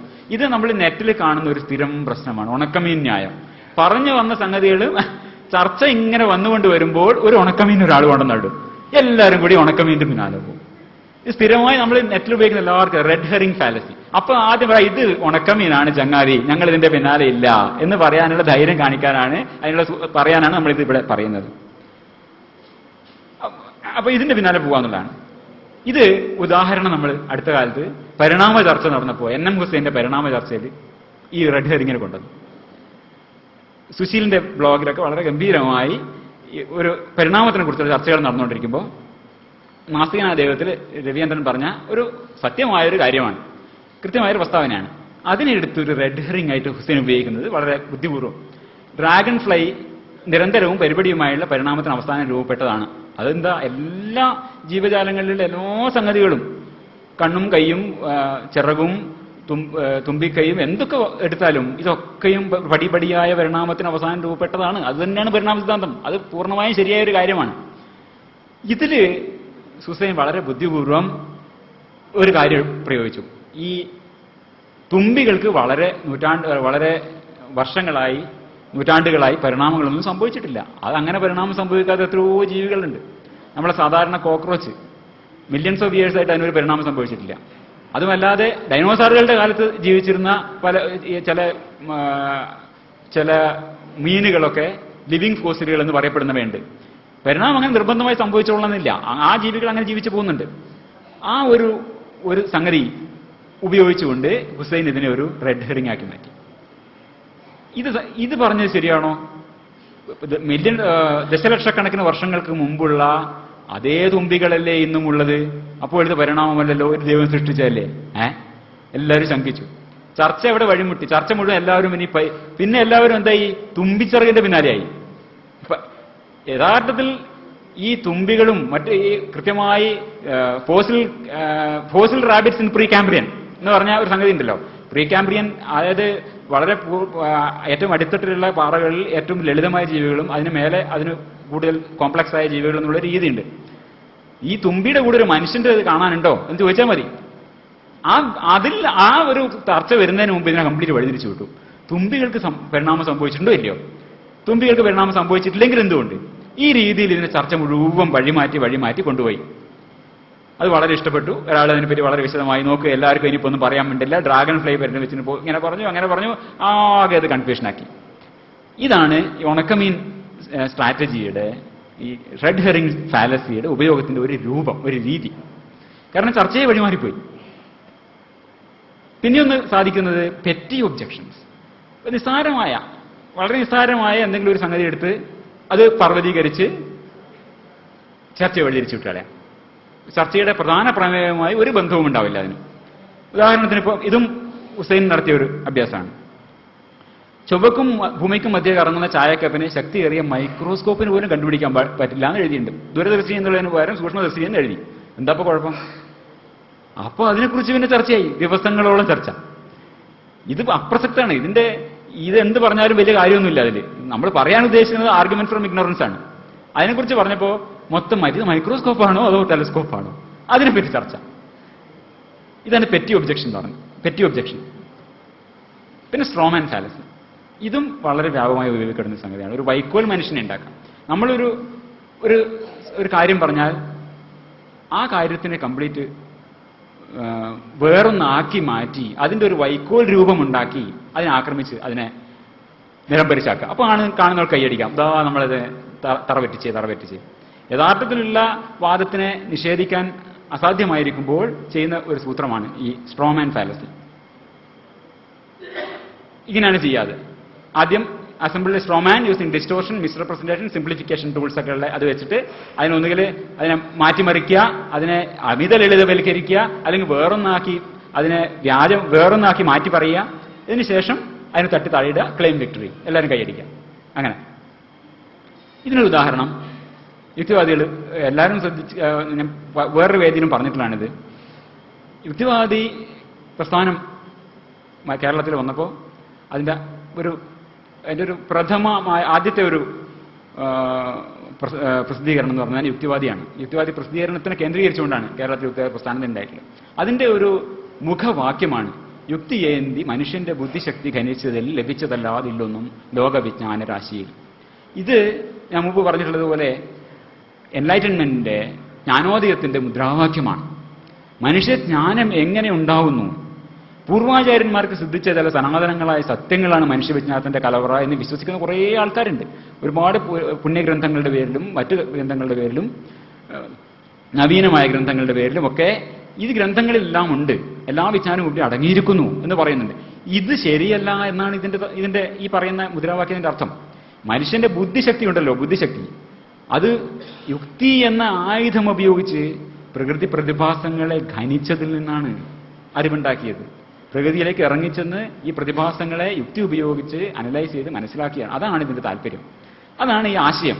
യുക്തിയേന്തി മനുഷ്യന്റെ ബുദ്ധിശക്തി ഖനിച്ചതിൽ ലഭിച്ചതല്ലാതില്ലൊന്നും ലോകവിജ്ഞാന രാശി. ഇതിനെ എതിർക്കേണ്ട ഒരു ആവശ്യം വന്നാൽ എങ്ങനെ എതിർക്കും? ഒരു മതവിശ്വാസിക്ക് ഇതിനെ എതിർക്കാൻ എളുപ്പമാണ്. അത് ശരിയല്ല, ഇതാണ് ശരി എന്ന് പറഞ്ഞ് അദ്ദേഹത്തിന്റെ വഴിക്ക് പോകാം. അതേസമയം ഒരു ഭൗതികവാദിക്ക് ഇത് എളുപ്പത്തിൽ, പക്ഷെ അദ്ദേഹത്തിന് ചില രാഷ്ട്രീയ കാരണങ്ങളുണ്ടോ മറ്റു കാരണങ്ങളുണ്ടോ ഇതിനെ എതിർക്കണമെന്നിരിക്കട്ടെ, പിന്നെ എന്താ ചെയ്യാൻ പറ്റുക? ഈ വാദത്തിനെ വളച്ചൊടിച്ച് വേറൊരു വാദമാക്കി മാറ്റി ഒരു സ്ട്രോമാൻ ഉണ്ടാക്കി അതിനെ ആക്രമിക്കാം. അത് ചെയ്തിട്ടുണ്ട്. സ്ട്രോമാൻ ഉണ്ടാക്കി അതിനെ ആക്രമിക്കാം. ഇതാണ് യുക്തിവാദവും കമ്മ്യൂണിസ്റ്റുകാരും എന്ന ഇതിൽ ആദരണീയനായ ഇമസ് ചെയ്തതെന്നുള്ളതാണ് ദുഃഖകരമായ സത്യം. അദ്ദേഹം അതിന് പറഞ്ഞ കാര്യം ഇതാണ്: മേൽക്കൊടുത്ത വരികളിൽ സൂചിപ്പിക്കുന്നത് വിജ്ഞാനരാശിയുടെ ഉറവിടം മനുഷ്യന്റെ ബുദ്ധിശക്തിയിൽ നടക്കുന്ന യുക്തിപ്രയോഗമാണ് എന്നാണല്ലോ. അർത്ഥം മൊത്തം മാറ്റിക്കളഞ്ഞു. മനുഷ്യന്റെ ബുദ്ധിശക്തിക്കകത്ത് നടക്കുന്ന യുക്തിപ്രയോഗത്തിൽ നിന്നാണ് വിജ്ഞാനം ഉണ്ടാവുന്നത് എന്നാണ് സഹോദരൻ പറഞ്ഞത് എന്ന് അതിനെ കംപ്ലീറ്റ് മാറ്റിക്കളഞ്ഞു. അർത്ഥമേ മാറ്റി. ഞാനൊരു ഒരിക്കലും അത് എഴുതേണ്ടായി. കൈക്കോട്ടേന്തി മനുഷ്യന്റെ കയ്യെ മാന്തി എടുത്തതിൽ ലഭിച്ചതല്ലാതില്ലൊന്നും ചേന വിൽപ്പനശാലയിൽ എന്ന് പറഞ്ഞാൽ എവിടെയാണ് ഇത് നടക്കുന്നത് പ്രയോഗം? അതുപോലെയാണ് ഇതിന്റെ അർത്ഥമുള്ളൂ. മനുഷ്യന്റെ കൈക്കോട്ട് പ്രയോഗം നടക്കുന്നു എന്ന് പറഞ്ഞ പോലെയോ ഒക്കെയാണ് ഇതിന്റെ അർത്ഥം വരിക. അപ്പോൾ കംപ്ലീറ്റ് അർത്ഥം മാറ്റിക്കൊണ്ട് പുതിയ ഒന്നാക്കി അതിനെ ആക്രമിക്കുക, അതാണ് ചെയ്തത്. പിന്നെ ഒന്നുള്ളത് സമാന ശബ്ദന്യായം. ഏതാണ്ട് തീരാതായിട്ട് ഒരു 5 മിനിറ്റ് കൊണ്ട് തീർക്കാം എന്ന് വിചാരിക്കണം. സമാന ശബ്ദന്യായം, ഫാലസി ഓഫ് ഇക്വിവൊക്കേഷൻ. അപ്പോൾ ഒരു വാക്കുകളുടെ അർത്ഥം തന്നെ ഒരു വാദത്തിനിടയിൽ വാക്കുകളുടെ അർത്ഥം മാറ്റിക്കളയാം. അങ്ങനെയും ഒരു തെറ്റായ ഒരു വാദരീതിയുണ്ട്. ഇതിന് ഒരു നെറ്റിൽ നടന്നൊരു ഡിസ്കഷനാണ്. ഊർജ്ജത്തെ നിർമ്മിക്കാനോ നശിപ്പിക്കാനോ സാധ്യമല്ല. അതെന്താണ്? ലോ ഓഫ് കൺസർവേഷൻ ഓഫ് എനർജിയാണ്. ഊർജ്ജത്തെ നിർമ്മിക്കാനോ നശിപ്പിക്കാനോ സാധ്യമല്ല. ഊർജ്ജത്തെ നിർമ്മിക്കാനോ നശിപ്പിക്കാനോ സാധ്യമല്ല എങ്കിൽ നമ്മുടെ ഉള്ളിലുള്ളതും നമ്മെ ചിന്തിക്കാനും കളിക്കാനും ഉറങ്ങാനും സഹായിച്ച, ചിലപ്പോൾ മറ്റു ജീവനുകളെ നശിപ്പിക്കാൻ പോലും ഉപയോഗിച്ച ആ ഊർജ്ജത്തിന് നമ്മുടെ മരണത്തിന് ശേഷം എന്ത് സംഭവിക്കുന്നു? എന്താണ് നിങ്ങളുടെ ശാസ്ത്രീയ വിശദീകരണം? ഇത് ഫേസ്ബുക്കിൽ നമ്മുടെ റാഷണലിസ്റ്റോട് ചോദിച്ച ഒരു വിശ്വാസിയുടെ ചോദ്യമാണ്. ഇവിടെ ഊർജ്ജം എന്ന് പറഞ്ഞതിന്റെ അർത്ഥം എന്താണ്? അതാണ് ഫാലസി ഓഫ് ഇക്വിവൊക്കേഷൻ. ആദ്യത്തെ പ്രസ്താവനയിൽ energy neither created or destroyed, ഊർജ്ജത്തെ നശിപ്പിക്കാനോ നിർമ്മിക്കാനോ സാധ്യമല്ല എന്ന് പറയുന്നത് ലോ ഓഫ് കൺസർവേഷൻ ഓഫ് എനർജിയുടെ അതാണ് പറഞ്ഞിരിക്കുന്നത്. അവിടെ ഊർജ്ജം എന്ന വാക്കിന്റെ അർത്ഥം എന്താണ്? ഇയാൾ പറയുന്ന ഊർജ്ജം എന്ന വാക്കിന്റെ അർത്ഥം എന്താണ്? ഇതിനെ രണ്ടർത്ഥങ്ങളെ, വിരുദ്ധമായ അർത്ഥങ്ങളെ യോജിപ്പിച്ച് ഈ ശബ്ദജാലം കൊണ്ട് നമ്മളെ ഭ്രമിപ്പിച്ചു. ഇത് തെറ്റായ ഒരു ന്യായീകരണത്തിലേക്ക്, ഒരു വികലവാദത്തിലേക്ക് നമ്മളെ നയിക്കുകയാണ് ചെയ്യുന്നത്. ഇവിടെ ലോ ഓഫ് കൺസർവേഷൻ ഓഫ് എനർജിയിൽ energy and neither be created എന്ന് പറയുന്ന അതിന്റെ അർത്ഥത്തിൽ, ആ അർത്ഥത്തിൽ എനർജി എന്നുള്ള ഡെഫിനിഷൻ എന്താണ്? Energy is a capacity for a physical system to perform work. അത്രയേ ഉള്ളൂ. ആ വർക്കിന്റെ ഡെഫിനിഷൻ എന്താണ്? Work is equal to force into distance. കൃത്യമായ കൃത്യമായ അർത്ഥങ്ങളുള്ള കൃത്യമായ വ്യാഖ്യാനങ്ങളുള്ള, കൃത്യമായ നിർവചനങ്ങളുള്ള വാക്കുകളാണ് ഇവിടെ എനർജി, വർക്ക് എന്നൊക്കെ പറഞ്ഞത്. ഞാനിവിടെ നിൽക്കുന്നത് കൊണ്ട് പോലും ഞാനൊരു വർക്കും ചെയ്യുന്നില്ല യഥാർത്ഥത്തിൽ. ഇത് പ്രകാരം ഞാനൊരു വർക്കല്ല ചെയ്യുന്നത്. വർക്ക് ചെയ്യണമെങ്കിൽ ഒരു സാധനത്തിനെ ഡിസ്പ്ലേസ് ചെയ്യുന്നു, ഞാൻ എന്നെ തള്ളുന്നു, എന്നാൽ മാത്രമേ അത് വർക്കാവുന്നുള്ളതാണ് ഈ പർട്ടിക്കുലർ അർത്ഥത്തിൽ. വർക്കിന്റെ അത്ര നിശിതമായ നിഷ്കൃഷ്ടമായ അർത്ഥത്തിലാണ് വർക്ക് എന്നുള്ളതും അത് ചെയ്യാനുള്ള കഴിവ് എന്ന നിലയിൽ എനർജി എന്നും പറയുന്നത്. അതിനെ മൊത്തം ആ കോണ്ടെക്സ്റ്റിനെ മാറ്റിയെടുത്ത് അതല്ല, ആ അർത്ഥമല്ലാതെ വേറൊരർത്ഥമാണ് ഇദ്ദേഹം സങ്കല്പിക്കുന്നത്. Fallacy of ഇക്വിവൊക്കേഷൻ. ഇത് തന്നെയാണ് ഗോധറയിൽ നടന്ന കലാപങ്ങളുടെ പിന്നാലെ നമ്മൾ കേട്ട every action is bound to have an opposite reaction. ഹർ ക്രിയാക്കെ പ്രതിക്രിയ ഹോത്താ ഹേ. ന്യൂട്ടന്റെ 3ാം നിയമത്തിനെ അതിനില്ലാത്തൊരർത്ഥം കൽപ്പിക്കുകയാണ് ചെയ്യുന്നത്. Fallacy of ഇക്വിവൊക്കേഷൻ. ഗോധറയിൽ ഇങ്ങനെ നടന്നാൽ അതനുസരിച്ച് അവിടെ കലാപങ്ങൾ ഉണ്ടാവും എന്നാണ്. അതിന് ന്യൂട്ടന്റെ നിയമമാണ്. ഇത് പലരും പ്രയോഗിച്ചിട്ടുണ്ട്. ന്യൂട്ടന്റെ നിയമം അനുസരിച്ച്. ന്യൂട്ടന്റെ നിയമം പറയുന്നതേ വേറെ കാര്യങ്ങളാണ്. അവിടെ ആക്ഷൻ റിയാക്ഷൻ, ഞാൻ ഇത് കാണിച്ച പോലെ അവിടെ പറയുന്നത് തോക്ക് മുന്നോട്ട് പോകുമ്പോൾ പിന്നോട്ട് ഒരു ശക്തി ഉണ്ടാവും, റിയാക്ഷൻ ഉണ്ട്. അതാണ് ആക്ഷൻ റിയാക്ഷനുള്ള വാക്കുകൾക്ക് വളരെ നിഷ്കൃഷ്ടമായ നിർവചനങ്ങൾ ഇവിടെ ഉണ്ട്. അതാണ് ഫാലസി ഓഫ് ഇക്വിവൊക്കേഷൻ. പിന്നെ ഒന്നുള്ളത് ഫോൾസ് ഡയലമ. ഒരു fallacy of excluded, black and white thinking എന്ന് പറയുന്നത് ഒരു കറുപ്പും വെളുപ്പുമായ ചിന്തയാണ്. 2 എക്സ്ട്രീംസ് മാത്രമേ ഉള്ളൂ. ഒരു ഫോൾസ് ഡയലമ നമുക്ക് തരികയാണ്. ഒന്നുകിൽ കുറ്റവാളികൾക്ക് പൂർണ്ണമായ സ്വാതന്ത്ര്യം കൊടുക്കുക, അതല്ലെങ്കിൽ പോലീസിന് അനിയന്ത്രിതമായ സ്വാതന്ത്ര്യം കൊടുക്കുക. ഇങ്ങനെ 2 വഴികളേ ഉള്ളൂ എന്ന് പറയുന്നത് ഒരു തെറ്റായ വാദമാണ്. അതൊരു ലോജിക്കൽ ഫാലസിയാണ്. ഇതിനിടയിലും വഴികൾ ഉണ്ടാവാം. ഇതാണ് ഫോൾസ് ഡയലമ എന്ന് പറയുന്നത്. ഒരു ഫോൾസ് ഡയലമയ്ക്ക് ഒരു ഉദാഹരണമാണിത്. വി ആർ കൃഷ്ണയ്യർ പറയുന്നത് മരിച്ചുപോയവരെ സംസാരിക്കാമെന്നാണ്. അദ്ദേഹം കളവ് പറയുന്ന ആളല്ല. ഇതൊക്കെ ശരിയാണ്. അദ്ദേഹം പറഞ്ഞിട്ടുണ്ട് അദ്ദേഹം കളവ് പറയുന്ന ആളല്ല. ഇതൊക്കെ ശരിയാണ്. അതുകൊണ്ട് മരിച്ചുപോയവരുമായി സംസാരിക്കുക സാധ്യമായിരിക്കണം എന്നുള്ള കൺക്ലൂഷനിലേക്ക്, ഈ 2 പ്രിമൈസുകളിൽ നിന്ന് ഈ അവസാനത്തെ കൺക്ലൂഷനിലേക്ക് എത്തുമ്പോഴാണ് ഇതൊരു ഫോൾസ് ഡയലമയാവുന്നത്. വി ആർ കൃഷ്ണയ്യർ കളവ്. അപ്പോൾ ഇതിലെന്താണ് ബേസിക് ഐഡിയ? ഒന്നുകിൽ അദ്ദേഹം കളവ് പറയുന്ന ആളായിരിക്കണം, അല്ലെങ്കിൽ കളവ് പറയുന്ന ആളായിരിക്കണം. ഇത് രണ്ടുമല്ലാതെ ഒരുപാട് പോസിബിലിറ്റി ഉണ്ട് ഇതിന്റെ. അദ്ദേഹം തെറ്റിദ്ധരിച്ചതാവാം, തെറ്റിദ്ധരിച്ച് പറയാലോ. അദ്ദേഹം സത്യമാണെന്ന് വിശ്വാസത്തിലാണ് അദ്ദേഹം പറയുന്നത്. ഇങ്ങനെയുള്ള പോസിബിലിറ്റീസ് ഇതിന്റെ ഇടയിലുണ്ട്. അത് നോക്കാതെ നമ്മൾ ഫോൾസ് ഡയലമ, അതൊരു ചിന്താവൈകല്യമാണ്, ഒരു ന്യായവൈകല്യമാണ്, ഒരു കുതർക്ക രീതിയാണ്. ഇത് വീണ്ടും ഇതുപോലെ കാണാം. ഒന്നുകിൽ ഈ ക്രോപ്പ് സർക്കിൾസ് ഉണ്ടാകുന്നത് അന്യഗ്രഹ ജീവികൾ ഉണ്ടാക്കുന്നതുകൊണ്ടാണ്. സയന്റിസ്റ്റുകൾക്ക് എക്സ്പ്ലെയിൻ ചെയ്യാൻ പറ്റില്ലെങ്കിൽ അത് അന്യഗ്രഹ ജീവികൾ ഉണ്ടാക്കുന്നതാണ്. ഇത് ഫോൾസ് ഡയലമയാണ് അർത്ഥം. പൊളിറ്റീഷ്യൻസ് ഇങ്ങനെ ഫോൾസ് ഡയലമയുടെ ആൾക്കാരാണ് എന്ന് പറയാനുള്ള ഒരു കാർട്ടൂണാണ്. പിന്നെയുള്ളത് സ്ലിപ്പറി സ്ലോപ്പാണ്. ഇന്ന് നിങ്ങൾ ഇത് പറഞ്ഞാൽ, അത് നേരത്തെ 2 വാദങ്ങൾ ഒരിക്കലും, ഇന്ന് നിങ്ങൾ ഇങ്ങനെ പറഞ്ഞാൽ നാളെ നിങ്ങൾ ഇത് പറയും, പിന്നെ നിങ്ങൾ ഇത് പറയും, പിന്നെ നിങ്ങൾ അവസാനം നിങ്ങൾ ഇത് ചെയ്യും. ഇങ്ങനെ ഒരു അപകടത്തിലേക്ക് നയിക്കാം. ഇതൊരു സ്ലിപ്പറി സ്ലോപ്പ് ആർഗ്യുമെന്റ് എന്ന് പറയും. ഒരു സംഗതി ഇത് തുടങ്ങിയാൽ ഇത് ഇവിടെ അവസാനിക്കില്ല. ഇന്ന് നിങ്ങൾ അന്ധവിശ്വാസങ്ങൾ എതിർക്കും, നാളെ നിങ്ങൾ ദൈവത്തെ എതിർക്കും എന്നുള്ള രീതിയിൽ slippery slope. Should all people have the same rights and privileges under the law? Sure. But it's a slippery slope. First, it's 2 fellas tying the knot. Then the next thing you know, a guy wants to marry a donkey, or a shoe buffer, or a vending machine, and there's not a damn thing we can do about it. ഇന്ന് നിങ്ങൾ ഗേ marriages സമ്മതിച്ചാൽ നാളെ അവർ vending മെഷീനിൽ പോയി കല്യാണം കഴിക്കണം. Slippery സ്ലോപ്പിന്റെ ഉദാഹരണം. കഴുതിയ കല്യാണം കഴിക്കും, അങ്ങനെ നാളെ കഴുതിയ കല്യാണം കഴിക്കും, മറ്റന്നാൾ അവർ വെൻഡിങ് മെഷീനിൽ കല്യാണം കഴിക്കും. Should there be a separation of church and state? At first glance, it seems like a good idea, but it's a slippery slope. You take the 10 Commandments out of the courthouse, next thing you know, thou shalt not kill is just a suggestion. And jackbooted thugs are storming your house and forcing you at gunpoint to covet your neighbor's oxen, and there's not a damn thing you can do about it. ഇതാണ് slippery slope ആരോപണങ്ങളുടെ ഒരു പൊതു സ്വഭാവം. ഈ slippery സ്ലോപ്പുകൾ പലതും അങ്ങനെയല്ല എന്നുള്ളതാണ് ഈ കാർട്ടൂണിൽ കാണിക്കുന്നത്. ഓരോന്ന് പറഞ്ഞു അബോർഷൻ നിങ്ങൾ തുടങ്ങിയാൽ അത് നിങ്ങൾ അവസാനം ശിശുഹത്യയിലേക്ക് അവസാനിക്കും. ഏത് ദിവസവും ശിശുഹത്യ പോലും നിയമപരമാവും എന്ന് ഒരു വാദമുണ്ടായിട്ടുണ്ട്. ഇങ്ങനെ പല വാദങ്ങൾ 67-ലും 73-ലും 2003-ലും ഉണ്ടായ ശേഷം ഒരു പറയാണ്, നിങ്ങൾ പറയുന്ന അത്ര സ്ലിപ്പറി അല്ല ഈ സ്ലോപ്പ് എന്ന് മറുപടി പറയുന്നു. ഇത് circular argument, begging the question.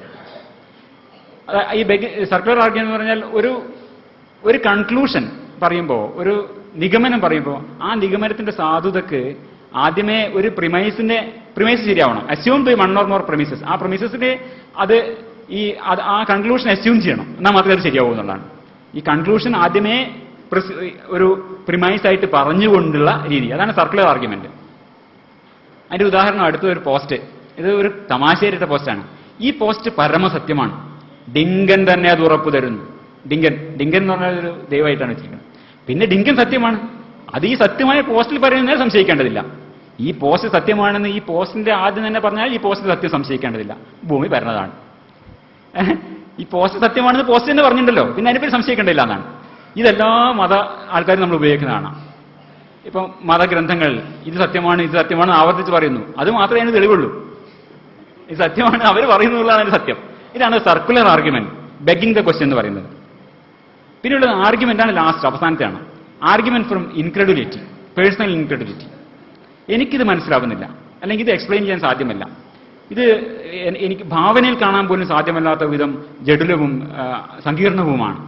എങ്ങനെയാണ് ഈ കടവാതിലുകൾ അവയുടെ അൾട്രാസോണിക് സിസ്റ്റം ഉപയോഗിച്ചുകൊണ്ട് ഈ ലൊക്കേഷനുകളൊക്കെ കണ്ടുപിടിക്കുന്നത്, ഇത്ര ഭംഗിയായി പറന്നു പോകുന്നത്, അല്ലെങ്കിൽ അങ്ങനെ ഓരോ ജീവലോകത്തുള്ള ഈ സമസ്ത അത്ഭുതങ്ങളും ഒരു തരത്തിലും എനിക്ക് വിശദീകരിക്കാനാവുന്നില്ല. ഇതിന്റെ പിന്നിലൊരു സൃഷ്ടാവ് ഉണ്ടായേ പറ്റൂ. ഈ രീതിയിലുള്ള ഒരു ആർഗ്യുമെന്റ് ഫ്രം പേഴ്സണൽ ഇൻക്രെഡുലിറ്റി. ഇത് ഒരു ഇസ്ലാമിക ഗ്രൂപ്പിന്റെ എക്സിബിഷനിൽ പറഞ്ഞിട്ടുള്ളതാണ്. ഈ കഥ നമുക്ക് വിശ്വസിക്കാമോ? ഒരു ദിവസം അവനൊരു പുഴക്കരയിൽ തോണി കാത്തു നിൽക്കുകയായിരുന്നു. അടുത്തെങ്ങും ഒരാൾ പോലുമില്ല, തോണിയെയും തോണിക്കാരനെയും കാണാനില്ല. പെട്ടെന്ന് പുഴക്കരയിൽ ഒരു മരം മറിഞ്ഞു വീണു. മരക്കൊമ്പുകൾ ഓരോന്നായി സ്വയം എഴുന്നേറ്റ് വന്നു. എവിടെ നിന്നോ ചുറ്റുകയും ആണിയും പറന്നു വന്നു. എല്ലാം ചേർന്ന മരക്കൊമ്പുകൾ സ്വയം ഒരു തോണിയായി മാറി. തോണി താനെ വെള്ളത്തിലിറങ്ങി. അവൻ തോണിയിൽ കയറി. ഒഴുക്കുള്ള പുഴയിൽ ആരും തൊഴിയാതെ തോണി അക്കരെയെത്തി. അവൻ തോണിയിൽ നിന്നിറങ്ങി പതിയെ നടന്നുപോയി, യാതൊരു കുശലമില്ലാതെ. ഈ കഥ നമുക്ക് വിശ്വസിക്കാമോ?